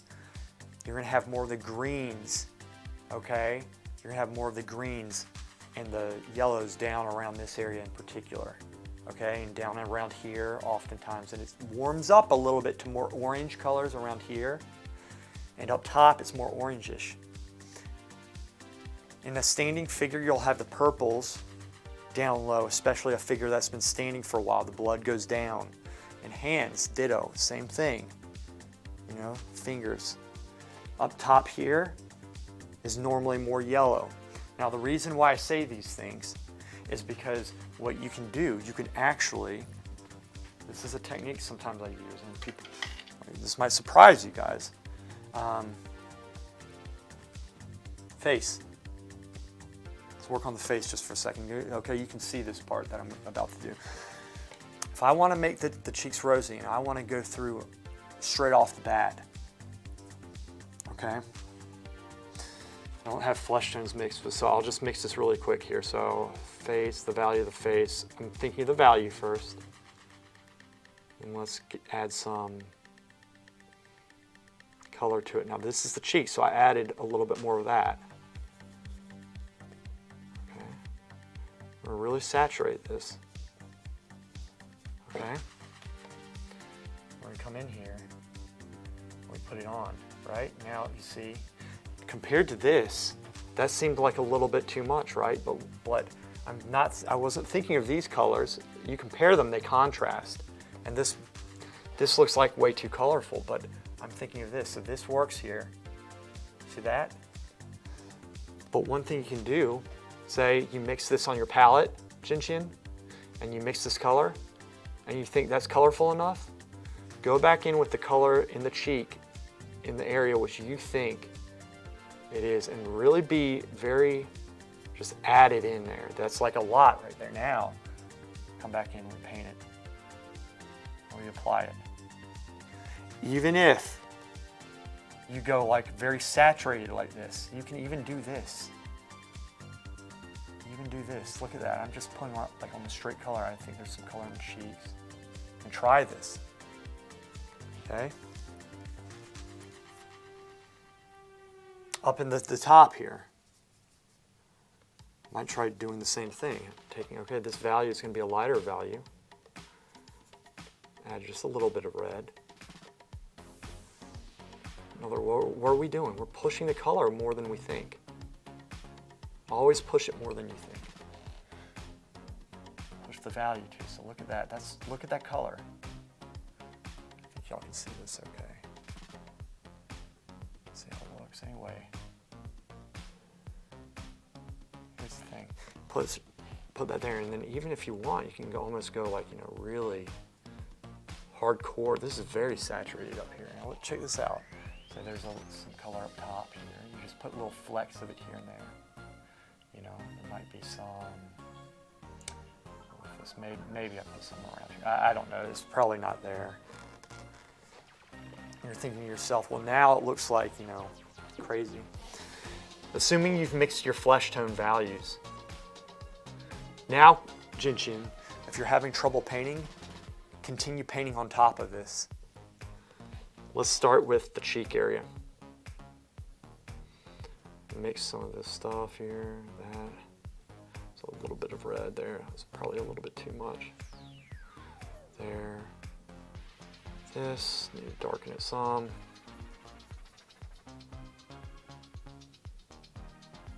Here we go. Add a little bit of that color there. Now I can go back over it. And I can gray it back out. You see what I'm doing? But you have the color there. You're not going to be short of color. And because you know what areas roughly, and you got to look, you have to observe. I gave you a basic template. It depends on if the person's, you know, black, white, what ethnicity they are, if they have olive skin, if they have fair skin, and then you have to observe what it is and note, and maybe even write it down. What color is this? What color is that? Compared to everything else, you have to look at the whole thing to determine this, right? So we go through and we're squinting down, and we're simply painting in these points, and then you can go in with your grays over it, okay? Build the form up. But you just have this solid color now that you can work with. See that? Look at this. I can go through and desaturate it, but you have the color, right? You have the color here. And this is how you can work. Now granted, I'm not, you know, I don't have this stuff mixed right now. I'm kind of going in, I'm mixing with the brush between, you know, the values that I have from you know, painting, which is okay to do. I'm sorry, the drapery. Kind of desaturate it back down. Okay? This is how I would do it. And if you find it getting grayed out, learn to organize your brushes and such. Okay? Dry brush, I'm just going to go over this and blend it just a little bit, just to kind of soften this, because I'm not just working, you know, because I'm building this up. I'm kind of working for later on. But now you have some more saturation color. It doesn't, now, you put thought into what color you put down. And you don't always need to put straight alizarin. I was giving you an example, but whatever color you think it is, push it. And you can almost put pure color on. You know, you can almost put some blues in certain areas. Try it, see what happens, and then desaturate them, right? Let's see if that helps.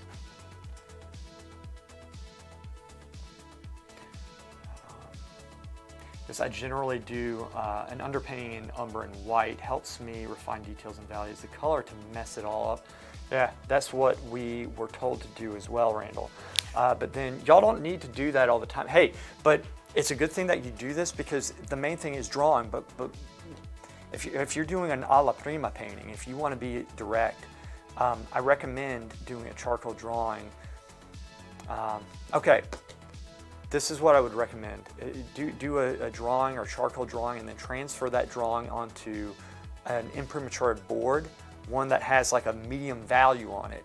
Sketch that on there, and then, as you know, you can try doing a direct method of painting from there, applying this technique, and I guarantee you it's going to push your color. But it will look generic if you just throw straight, like, you know, like, I mean,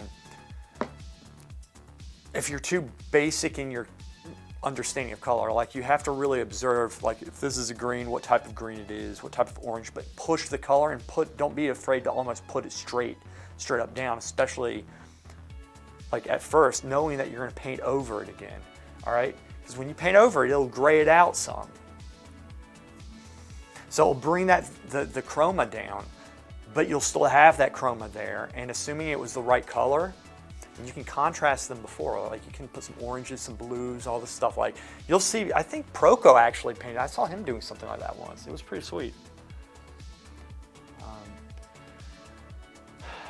See those painting videos where they go straight in with vibrant colors, and you're like, I've seen some do up to 10 layers of paint, as if I should live so long.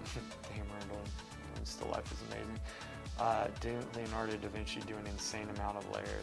I actually don't know the strategy of doing the underpainting in umber and white. That's really cool. I'm usually the one that goes with straight color. Thanks, man. The self phone, high tinted contrast, so the real thing is a bit more subtle. All right, Clara, take care. Defender cast, that is.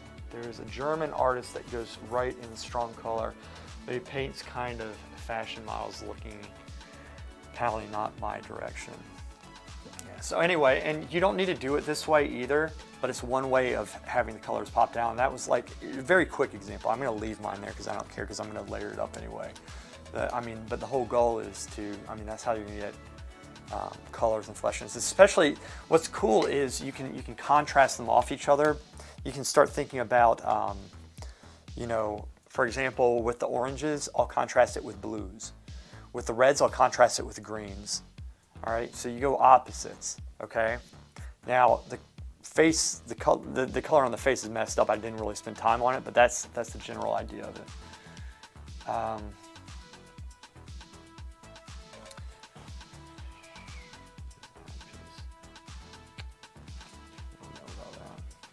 don't like that design. You know what? I'm going to change that a little bit.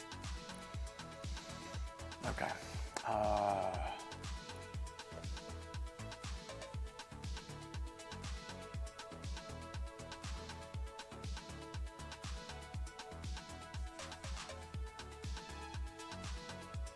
Let me change this design some.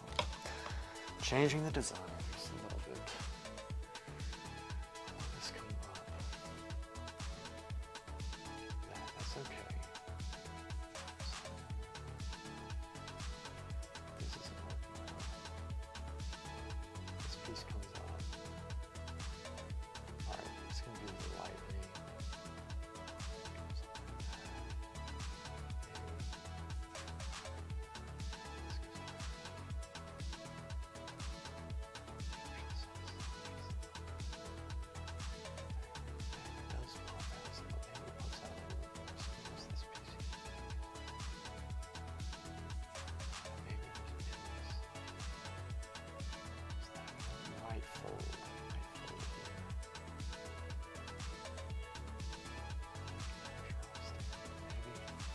See if that makes sense. Doesn't make sense. This doesn't make sense. Let's see what I have up there. Apply. Okay, I'm going to try something. Okay. So this is tricky. This is tricky. This isn't a straight setup. If I was painting the setup, I'd just paint what I saw. It's so much easier. This I have to modify. Again, I don't recommend this, but sometimes you have to do it, so I'm going to do my best to figure this out for us.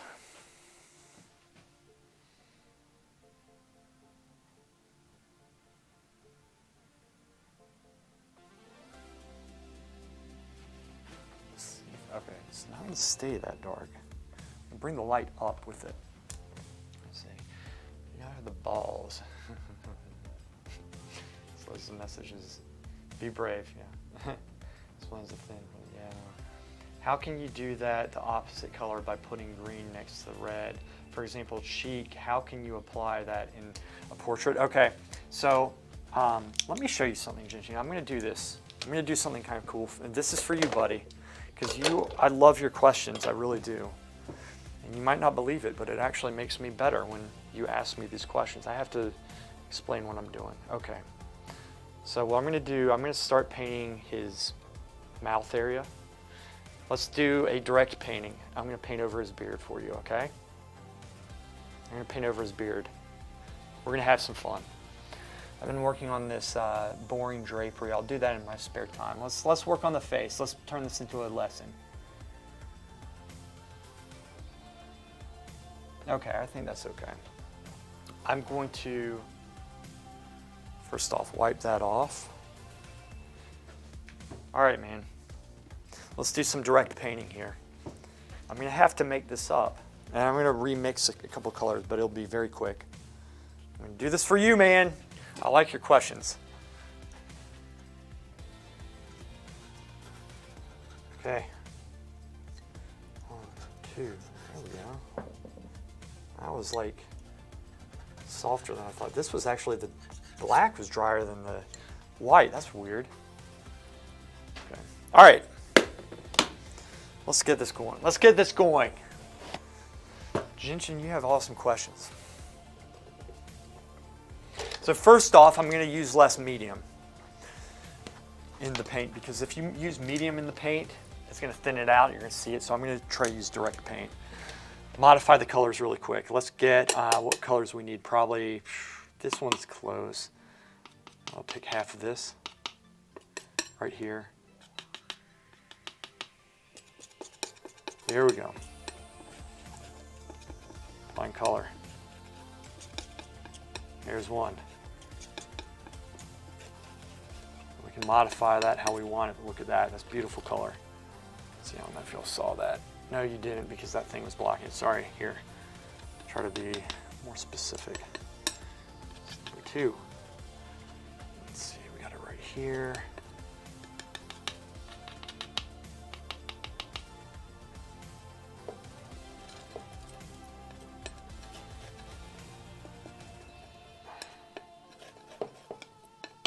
Like really orange, very saturated. See, you just saturate things. You got to saturate. You got to be comfortable with saturation. All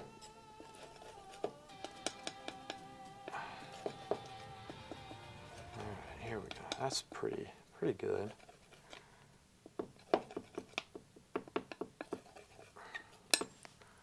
Yeah, y'all can see that. I know it's a little blurry, but you can still kind of see the color and get the gist of what's going on here. Actually going to move this down some. Move this down. Palette organization. So what have we learned today? Guys, this is so important. I know I was like goofing off half the time, but I really wasn't. We learned if you want to go quicker, do the right setup, okay? If you want to paint well, have a good palette set up. That's why I did the video that I did, albeit it was very goofy. I understand this. It's my nature. But nonetheless, it's very valuable stuff. Like, that type of painting. Now, let me tell you the downside of that. The downside is when you mix colors like this, sometimes it locks you into a certain field color. The advantage of mixing with a brush straight up is that you can be more flexible in what you mix. But you can still keep that in mind with this and still be very flexible. And that's one of the reasons why I mix a green here. So we're going to mix our green. All right, so here's a green. Whoops. Here's a green. Sorry, this is kind of tiring actually holding it there. Give me a sec. Green. I'm trying to get it just kind of dark. It doesn't need to be like so perfect. It's in the ballpark. Let's see if that's it. Okay, right there. And I'm going to put it right here. Okay. And then let's mix a purple. We'll just do a purple for the sake of it. Okay, so I think right here. And then, so alizarin crimson, ultramarine blue. Take this and we'll put it right here. I think you'll see it there. Okay. So we have, look in the small camera. This is the setup here. We have, okay, all right. So I got it there, there, there, around here. Okay, so we can use this. These are kind of saturated. That's okay. Now, let's go into it. First things first. I'm going to refrain from using oil. I'm going to take some ivory black, alizarin crimson, a little bit of cadmium red, maybe a little bit more. What do we say? We push it, right? You got to push that color. I'm going to squint down. I'm going to get a base drawing in. Shadow shape. Strong. Mouth. Okay. Here. I'm going to go in with some cadmium red. Chin. Eyes, chin. Here, and then it kind of comes up like that. Say something like this. The drawing might be a little bit off. Okay, check this out. Step back. Yeah, the mouth is a little small. It doesn't matter. We'll fix this. Okay. let's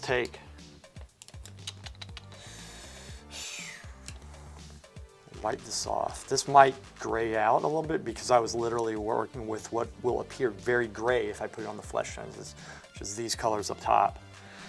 So let's go into kind of a darker mid-tone, but I'm really going to gray it out. Okay.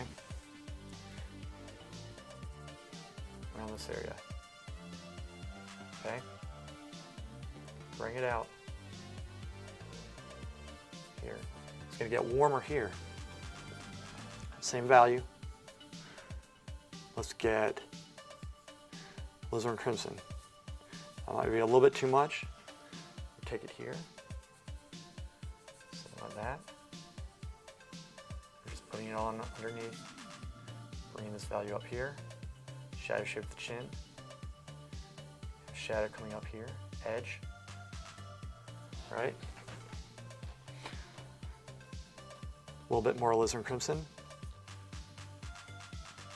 By the way, the difference between the two, honestly, I was testing. One of them's Blue Ridge, the other one's Michael Harding's, and I forgot which one is which. Okay.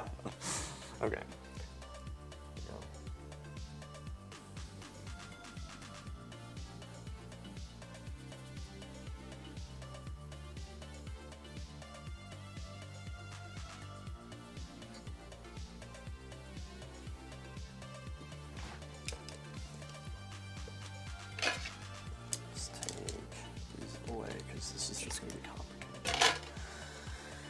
I don't want to use color. I want to use color just now. Okay, and then I'm going to go in with this color, which I forgot to mix, but I'm just going to add some red to it. There we go. Okay. So mixing now. So laying down what I think needs to be. Mixing it on here. Laying down, forming the shadow shapes underneath. Okay, and now I'm really pushing the color, but I'm not using walnut glue because I'm using straight paint. Okay, down, squint. This comes down here.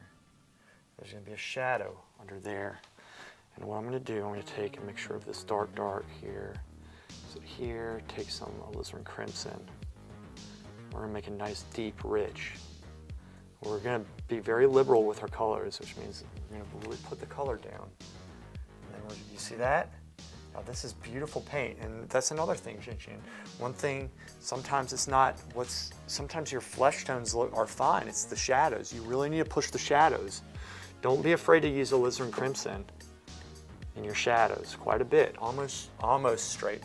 Never do just straight, but you come close with it. I'm going to bring this up into the lips because the lips actually are very saturated with color. They're dark. Okay. You go in with some kind of, I don't want to do too much alizarin around this area here. You want it to be kind of a green dark, but I'm really adding the paint down. Now here's the thing, in the shadows, you can't tell, but I'm kind of pulling it and trying to smooth it out at the same time. With the light, I'm going to react a little bit differently to that. So I want to build that light up, okay? I want to build the light up. So, we'll get a big brush. This might be too big. Give me a sec. Give me a sec. Give me a sec. Give me a sec. Screw it. This should be okay. If it's not, I'll just switch it out. It looks like his beard's falling off. Okay. So now what we do, I'm going to go in with some light here over this, okay? But first, wait. First, let me do something else. Normally around this area right here, it's kind of green sometimes, but it's a little bit bluish. So I'm going to take the value that we have mixed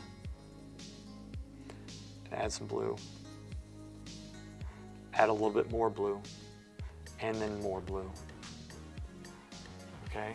And then we're going to kind of just like dab it up around here. And that might be too much. That's okay.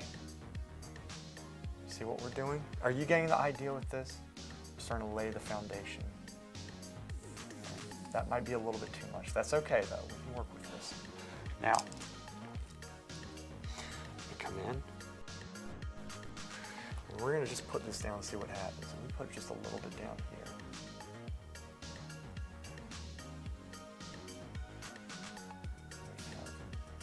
Blend it down. Now you see there is color there. There's color. Maybe I need to look. Let me look at me. I mean, I have the kind of, I mean, mine's different because I have kind of a, it's not a fork-like shadow, but, all right. Let's do this, start. Mine, there's like a little piece here like that, so we can start shaping this. This is retarded. It looks, here we go. Take some of this, and now I'm just thinking about the drawing at this point. I'm just kind of working this in, trying to get the top piece. Shape that. Okay, so his mouth looks like it's dipping a little bit. Fine, it's okay. I'm going to take this here, I'm going to take this, and I'll work a value in between. I'm actually going to use a little bit of walnut oil, but not much, just because this is so thick, so I need to bring the consistency of this in line with this. So it is somewhere around right here. There's going to be a little bit of orange coming in that is going to dull out when I bring it down here, which I probably should have put a little bit more greens in, but that's okay. Yeah, you can see this, okay. So now, knowledge of anatomy, just shaping the stuff out. There's a little bit of light coming here, and it normally comes like that. And we're just kind of blending the paints in.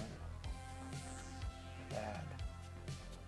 So we're shaping the chin, but we're shaping and there's color. There's color. Right here. This is going to be, I'm going to put that more in shadow. Do you see what we're doing? Okay, now, okay, what color would that be? Okay, this would be kind of a paste here, but it would be grayed out, so I'm going to do this. That's an okay consistency. I still feel some. Let me catch up on chat really quick. I want to make sure that, how can you do that in the opposite color by green? Okay, what I want to know is how to talk fashion models to sit for a portrait. Yes, he has a photo reference guide. Just don't be creepy as hell. That's the best thing but that's what we all want to know, Randall. You can use human pheromones to attract a beautiful model. Glad to see you guys very focused in this. Just tell me how beautiful they are. What I've heard about Scumble, generally light paint over dark paint. But glazing is transparent layer over a lighter ground. Scumble, okay, that might, yeah, you know what, that makes sense. Because that will make it, if you do a transparent darker over lighter, it normally makes it more warm. That does make sense to me. So Jinshin's correct. I did have it backwards. It's very interesting that you actually paint the face underneath the beard. I don't need to. I'm doing this for Jinshin. I'm showing him how to paint direct. This thing I'm going to scrape down afterwards. This is going to be a beard. We're just having fun with this right now. Okay, so right now normally here there's this piece here, and so I'm going to put this here. It kind of falls down. And I'm going to take this and flip the brush here a little bit, and it normally comes up like that. There. And then what we're going to do, we're going to take some of this here, and we're going to take this and we're going to place it over that. Okay. It's a very strange chin. Now, I'm going to go back to this brush and we go back and forth between them. I'm going to take this and I'm going to take some green. This might be a little bit much. Now I'm going to really layer that color up, and I'm going to place this down here. It kind of comes this way. There you go. Now that might warm up some. I think it does. So I'm going to add a little bit of orange. And I'm going to take a substantial amount of paint, orange, maybe just a touch of red. Really scoop it onto the brush. Think about the application and place it. And then this part right here, painting over the rough layers now Slowly shaping it, slowly shaping it. Kind of does that, and this part kind of comes this. That's going to be darker though. There's going to be more warms, probably around the bottom. Let's go through with the shadows. I'm going to take this brush here. I'm going to add some orange to lighten it. Add a little bit of alizarin crimson here, just to give it that little bit of a kick. And we're going to go into the transitional edge of the shadow here.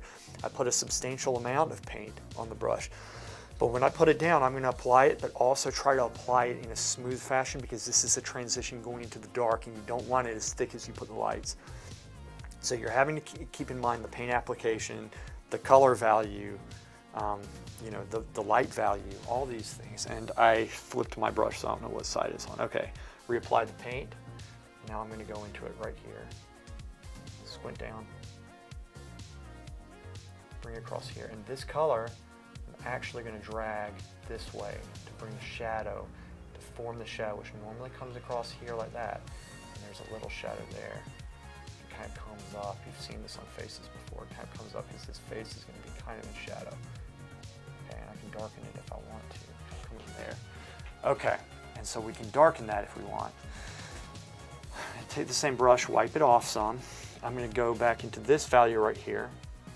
I'm going to apply a generous amount of cadmium red, alizarin crimson, right here. Warm this up. So I'm kind of like I started with some dulls, and then I'm going to go back into it right here. I think it would actually be very good for the lips. So let me shape the lips just a little bit here. It's here. This looks made up. Keep in mind, I am making this whole thing up. It's here. And drag it down just a little bit. Now let's add the lip in. So to do that, I'm going to take kind of a lighter value here, this lighter brush, but put it on the darker end. And add a lot of alizarin crimson. Maybe a touch of my purple that I mixed, just a touch. I purpled it out too much, so I need a little bit of a kick, so I'm going to go back into it with the red. I'm going to push that red because I know that when I put it down, it's going to be desaturated. So I pushed it. I'm going to squint down. This is the kind of a mid-tone. It's going to be desaturated, but when I place it on the black, it's going to darken. It's going to be desaturated some. I'm going to just shape the lips. I'm not going to worry about as much of the color right now, but there will be a substantial amount of the color. I'm squinting because I'm thinking about the draw and the palette wants to be. And normally what happens, especially right here, this is, see, it's desaturating here, it's becoming grayed out, but I kind of want it that way because that's how the lips, they kind of go into the darkness, the shadow right there. Okay. Now, kind of put that there. Let's go back into the lighter area, top here. Start adding some light and really put some color into it. All right. Just a little bit of walnut oil. We're thinking about the consistency, the texture. Don't want to put too much because we can screw that up. It'll be too thin if we do that. Take this. I'm going to go and just put a little bit here because there is more of it right there. There is going to be more of it. And there's normally just a little bit here, but this is probably too light. Let me bring it down here because this actually does lighten up some. So I'm actually thinking about the color. I'm pulling the color down, pulling the color down. There's that. Now let's get this, let's darken this some. I'm going to take this in between here. I'm going to really saturate it with some orange, a little bit of red. Now overall, it still needs to be kind of greened out some. That's going to be greener there, but this part right here, you can have a little bit more orange. There we go. Okay. And then let's go up top. This.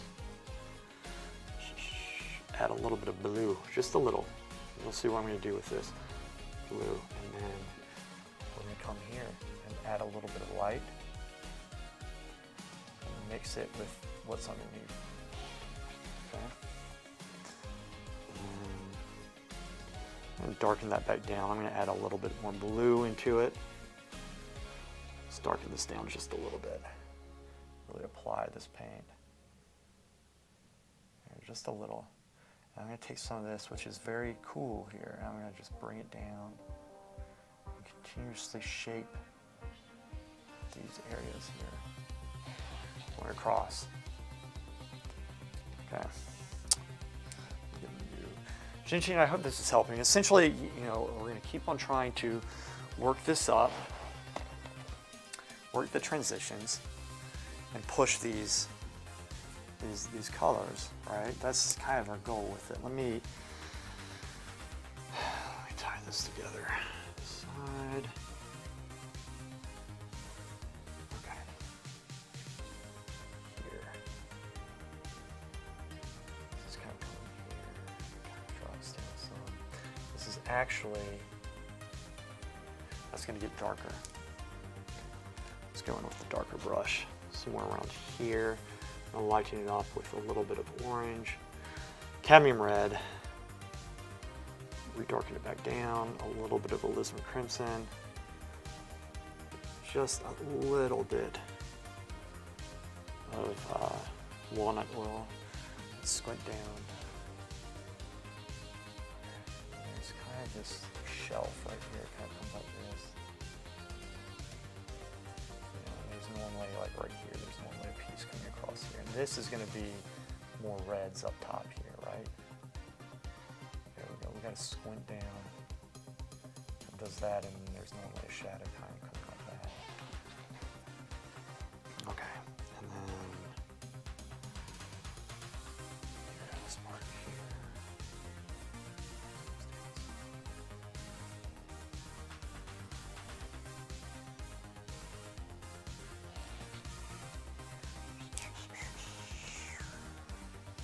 This piece. So we lost a little bit of the drawing.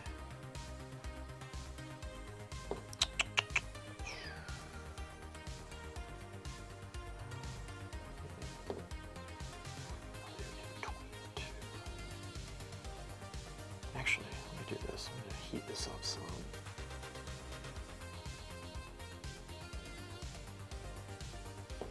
There we go.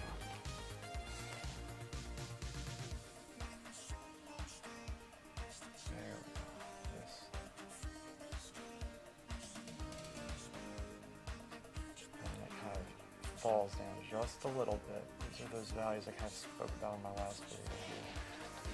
Okay, there's that, and then I'm going to take this value, lighten it up some, take a little bit of blue, just a little bit, lighten, a little bit of blue. And I'm using big brushes here too, kind of.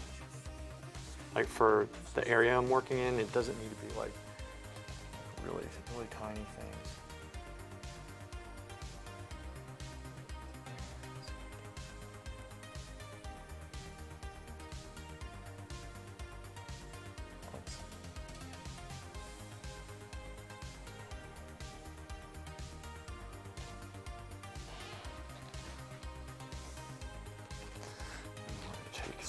This.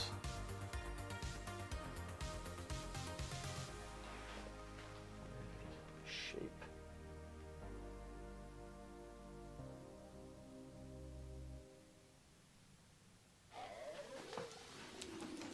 All right, and then we're going to really push the reds and the shadows. Push the reds and the shadows. It'll really make it pop. And if you push it too much, you can paint over it, bring it back down. The red will be there. Add just a little bit of oil at this point, just a little bit. Help it to lay on top a little bit better than it is. Probably need a little bit more.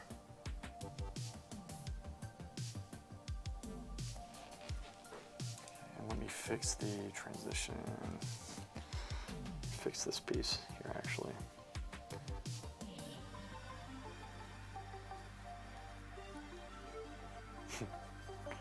Looking on the stream, it looks really funny. Add some color into the shadows here. And I'm going to fix the drawing and fix this part up right here, and that will really help it significantly. a sec.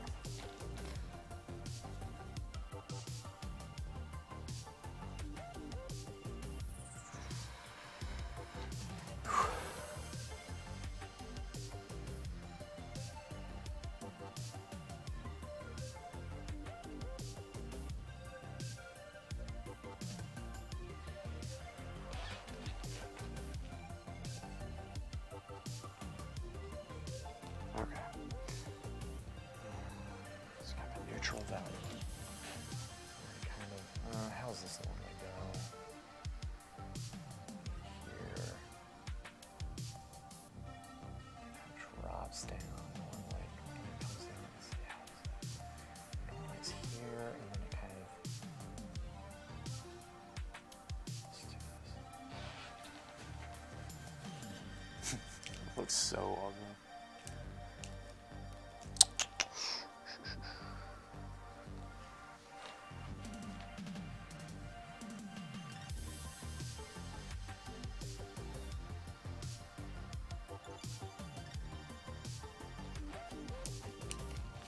Let me see, let me catch one shot. I hope this is helping.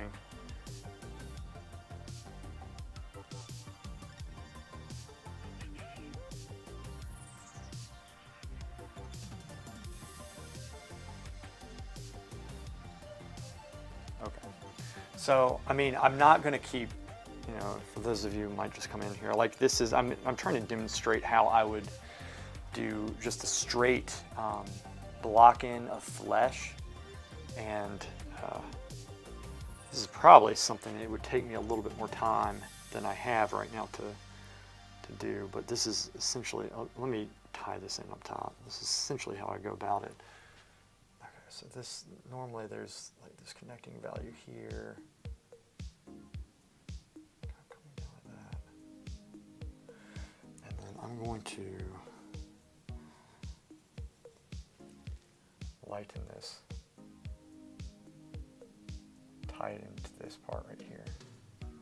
There we go, and then this part needs to be tied in as well. It's catching the light, so I'm just going to go across it like this. Just a little bit. Okay.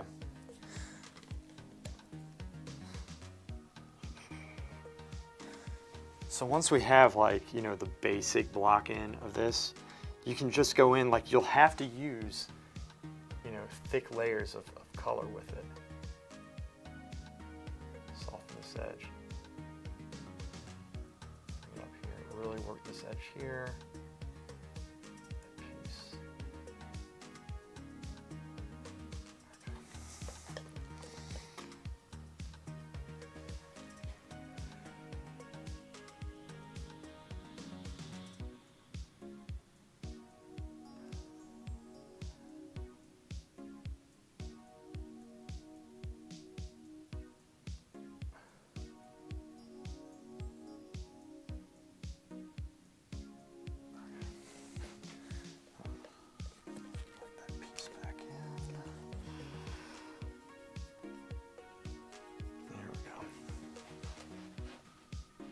That piece. That's kind of coming up top one is up there.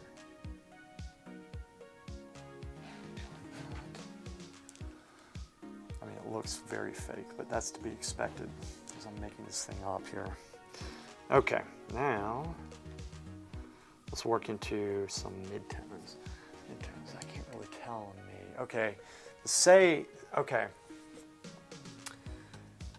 Let's do some things here. Let's do some things. Let me go back up there, Jinshin. This is helping too much. Good, I'm glad. I want to go back up and reread what you said about the greens and the reds. How can you do that the opposite color by putting green next to the red? For example, cheek, how can you apply that in a portrait? Okay, and this is what I wanted to get to.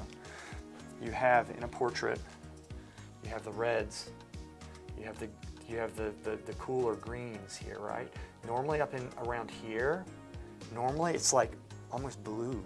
It depends. It really depends, but you can find that around here, especially for some reason around the eyes. I think maybe perhaps because there's not a lot of blood around this, like the eye area. It's very delicate skin and almost like porcelain. And I think it kind of creates this purplish bluish hue sometimes when it goes into the shadows. I think the midtone maybe, but I've noticed that before. Lisa's here. I just saw you, Lisa.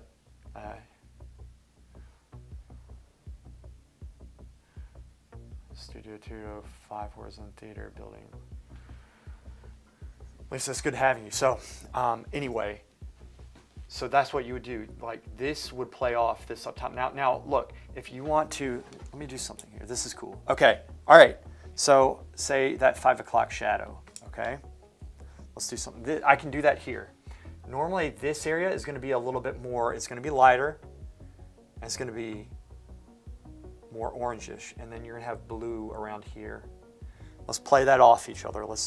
That's what your question is. That's kind of the opposites you're talking about, green, red, blue, orange. Okay, so let's take 2 brushes for this, so I don't need to go back and forth, mixing in between. All right, so I'm gonna lay down some bluish value. So I'm gonna take this and actually blue it out with this, and then ultramarine blue. This is like, might be too blue, and it's darker because I do need to make it a little bit darker. So say right here, okay, this is working. I'm just applying the paint, but it needs to get a little bit lighter, so it's going to saturate with this up here. Okay, let's do this. Let's see what this does. Straight color. Look at that. It's a little bit of that. That's very. I need to bring the value up, the light value up just a little bit. Okay, because it's too dark, Okay, something like that. Okay, and let's put a little bit here, and maybe a little bit. I don't know if this actually might not work, but I think you could work around this. I think down here kind of works something more. I'm really trying to, now I'm thinking about application, really making it look smooth. Okay. Drawing has a lot to do with this as well. Okay, so now I'm going to darken, I'm going to go a little bit bluer here. Blowing this out some.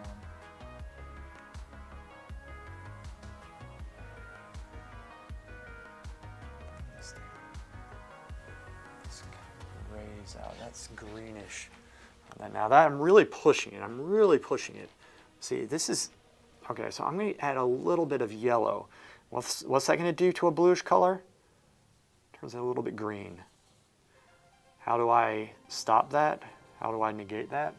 Just add red to it, right? So you're working with the primaries here. So I do want, shoot, I must pick something else up. All right, I'm just going to bring this down here. Now let me go back in. I'm going to actually orange this out just a little bit. Here.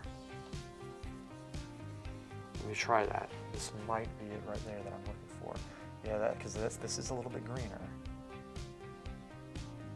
And I'm placing the paint. I'm not scrubbing into it. Now, there's a technique where I can take the paint off as I paint new paint over it. That I do in the darks. You want to keep the darks thin. This is something. Lisa, that's very sweet of you, Lisa. I mean, I don't know, what was the zombie started attacking? Okay. Cool. Let's build his chin up just a little bit more. This will actually help what I'm trying to show you. So we're going to bring this down some. Going across the form. Not worrying about this edge. I can come up with darks, but I mean, look, there is. Let me see if you can see that. Yeah, you guys can kind of see that. There's some color. There's not as much as there is here, but I did put color. Now, I put the blues here. Let me work in some oranges.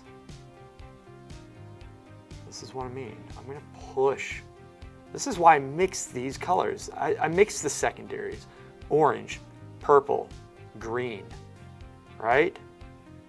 It's very important to mix these things. Where was it mixing here? Yeah, something like that. So I'm gonna mix this, put it right here. I'm just gonna put a touch of red because this, you gotta think of what type of orange you want. I'm gonna take this, I'm just gonna bring this into it right here. I'm squinting down, I'm still trying to get an impression, but I've given a little bit more thought to the color. So step back, right? Good. So there's color now. Now if I want to push the color more, I go back into it here, the red. And that's very beautiful orange right there. Okay. Why don't we bring it down here just a little bit? Why don't we do that here? Normally there is some kind of coming across here like this. In fact, I'll go like this and then I'll go over it with a highlighting pen. That might be a little bit too much, but that's okay. Let's see how this looks. Maybe I bring it a little bit. No, I don't want that there. Don't want that there. In fact, I'm gonna have to bring that down some. So let's do this. I'm gonna take this value here. I'm gonna work the edges a little bit. We're gonna add a little bit of orange to it, but not so much. I still want it kind of a little bit greened out. Okay, I'm gonna squint down. I'm still thinking about the impression. I'm going slow. And I'm putting brush strokes down where I think the planes are. I step back, and when I step back, those brush strokes start making a little bit more sense to me. Normally it comes back, I'm seeing that this way, and then I'm just gonna kind of fade this into this a little bit more. Step back, okay, that blends a little bit better. That's blending a little bit better. That's blending some, but this area needs to lighten some. So I'm gonna take this same brush, and I'm going to actually take some of the warmer colors and I'm going to mix it with these bluish ones up here that I have. All right, now I'm going to take this, and I think it's hard for me to see on the palette, but I think that might be what I'm looking for. I'm going to go up here.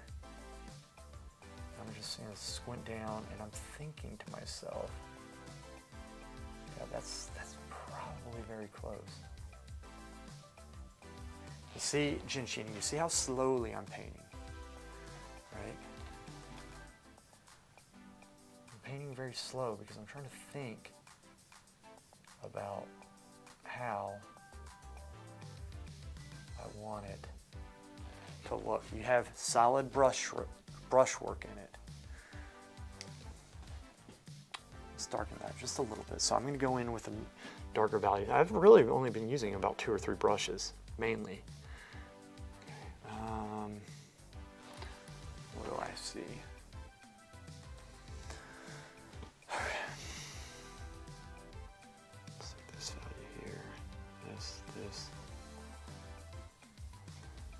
This is going to be a little bit warmer. Let's see if this does what I want it to do. It kind of comes here. Okay, there's really going to be, now I have paint and I'm actually mixing it into this alizarin crimson up top here. And I'm going to turn the upper lip or the bottom lip into the upper lip with this. I'm using a technique where I am putting paint down, but I'm also kind of pushing up into the dark. And I'm going to go back down from the top side with some very saturated color. I'm going to push the red here. I'm going to add a little bit of medium. Okay? And this is very transparent, but there's a lot of color in the lips. Bring it here, and then what I'm going to do, I'm going to take, I'm going to take this color and then I'm going to go slightly over the bottom lip, and then I'm going to bring some light into those lips. Hold your breath.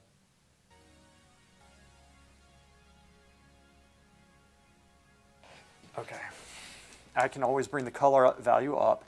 I'm going to take a light brush. I'm going to look at my lips for this. Okay. Take a light brush. I'm going to get the value that I want. I'm going to bring a little bit up top here and kind of mix in right there. This is what I found with the lips. The lips are actually very saturated with color. You just have to learn to push the color.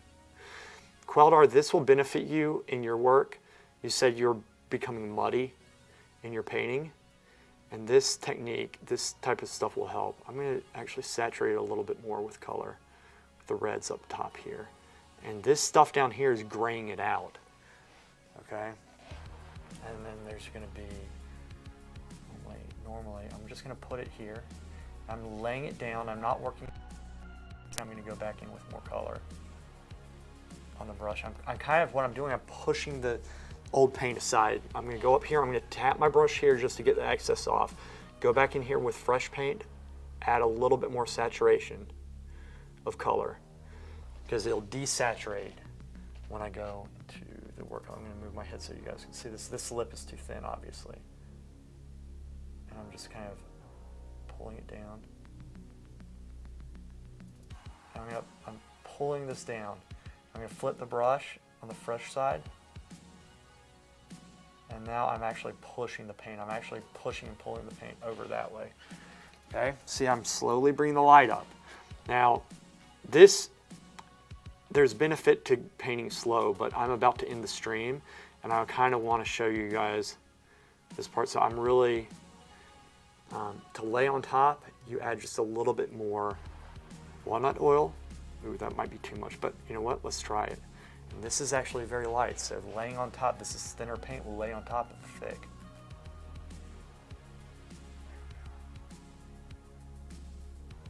Squint.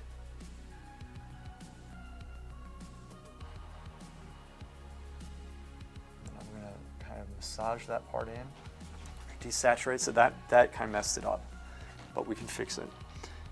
I'm going to go back in here. I'm going to take this, go right over this area right here. That kind of falls down. And then I'm going to soften this edge. Okay. Then there's normally what there is, there's kind of a beautiful separating edge normally, and it's still pretty light, but it's not as light as what I have. But it's saturated.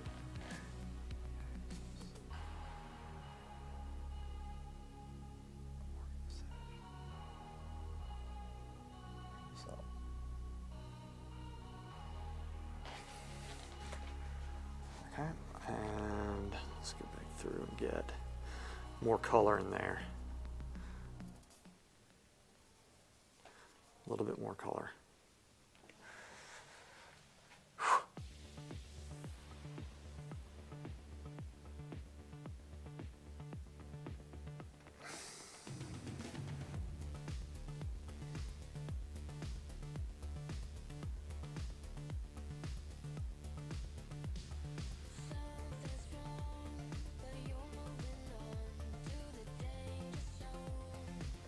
You guys see what I'm doing? I'm kind of slowly, I'm going back and forth with it, really trying to think about the drawing. I know this is not perfect. I know it's not perfect, but hopefully you're getting the idea.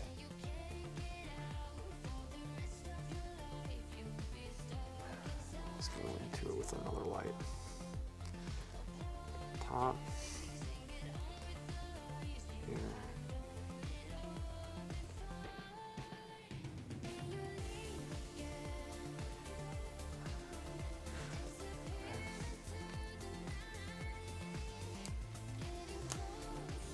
Cheek goes in. So like if I wanted to bring the cheek in, so I'm having fun with this now, but so the funny thing is, and I'll scrape this at the end of it. The funny thing is that I'm going to scrape all this stuff anyway, but like if I really want to shape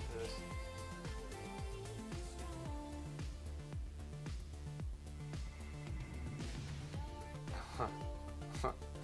It's like kind of the shape right there. Right. Shaping the side, the brush that's kind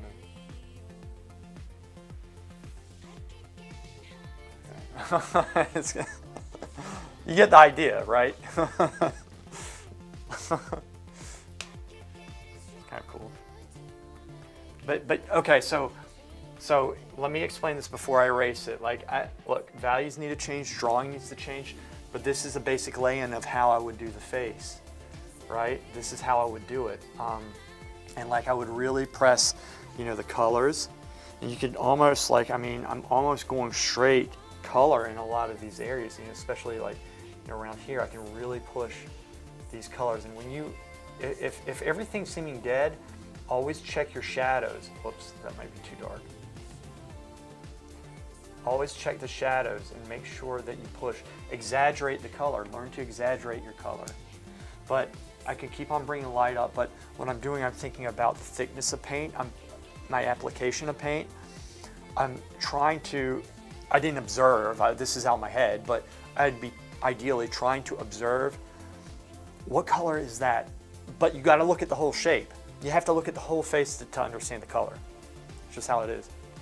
So this is how I do it. Once you, and write it down if you have trouble. And so then you go through, and a lot of it's drawing, right? If the drawing was correct, it would be like, wow, that's pretty good, maybe. I don't know. But I'll scrape this down so y'all can watch the scrape down process too. Let me check this. Rose. I'm demonstrating for Jinshin.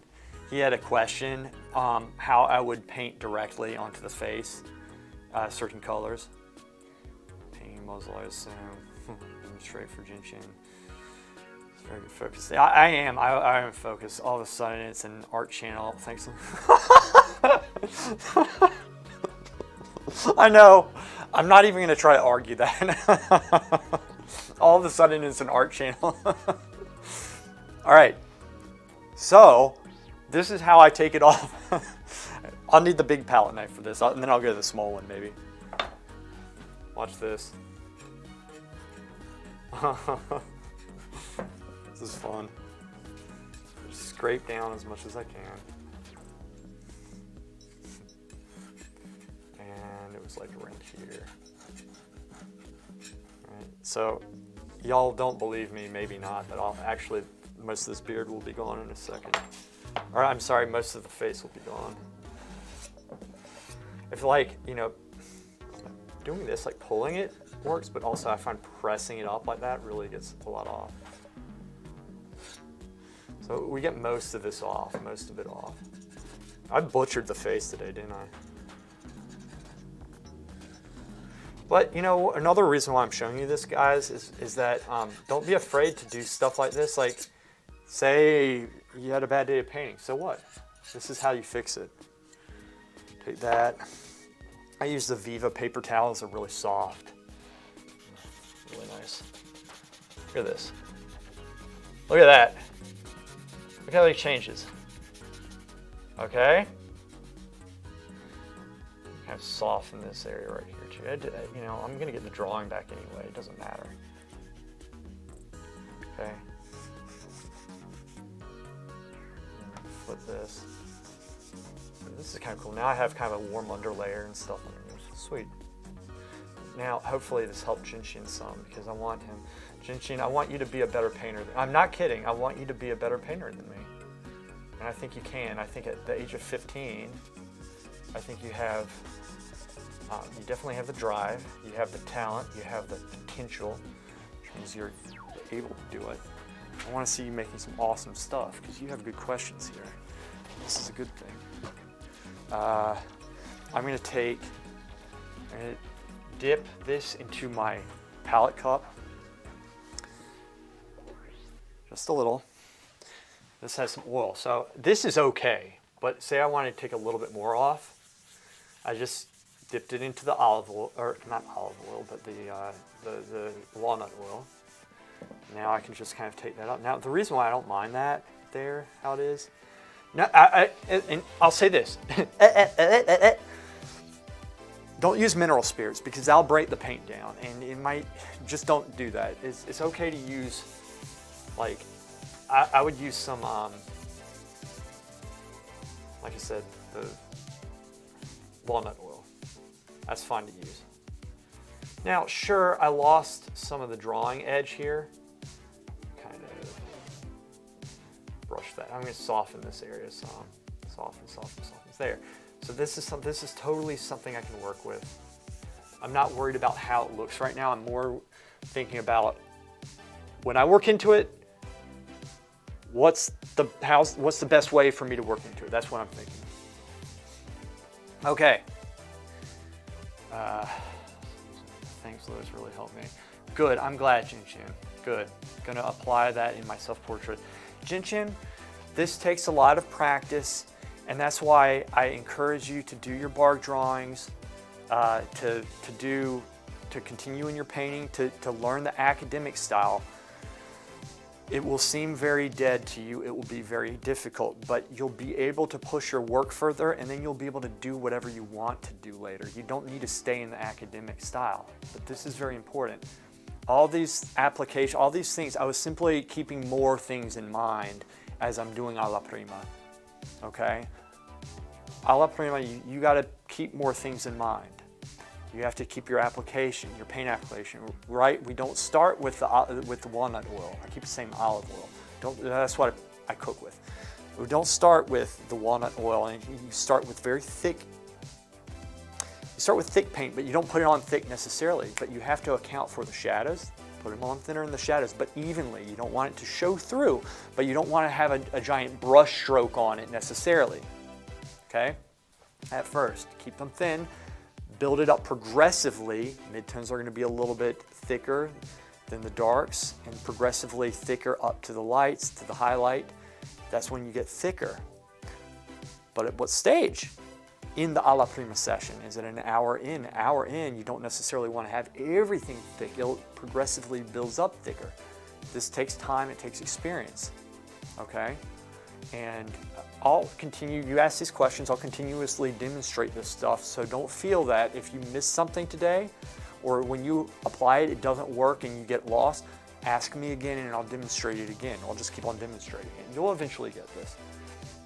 So you don't need to remember all this today, I'll keep on going over it. You're welcome, Randall, I appreciate it, man. Lisa, wiping his face off, never seen that before. Yeah, and look, it looks normal now. It's like I never did it. Isn't that cool? Thank you, Jinshin. I don't think it was perfect, but it was close, man. I mean, it was getting there. There's a lot of stuff I need to work on with it. Looks so depressed. I know. It's because of his eyes, though. I think I'm like that's how it. I know he does. Looks so depressed. He's right, guys. Train your asses off. Yeah. Draw more, and that's not even enough, so draw. Don't kill yourself. But I'm serious. Look, we're all choosing to learn a certain style. Whatever style you start, finish learning in it. Don't split off with a second one, but this stuff, I'm telling you, this academic style, you can be very creative and expressive down the road with it once you learn it. You can bend the rules because you know the rules to bend.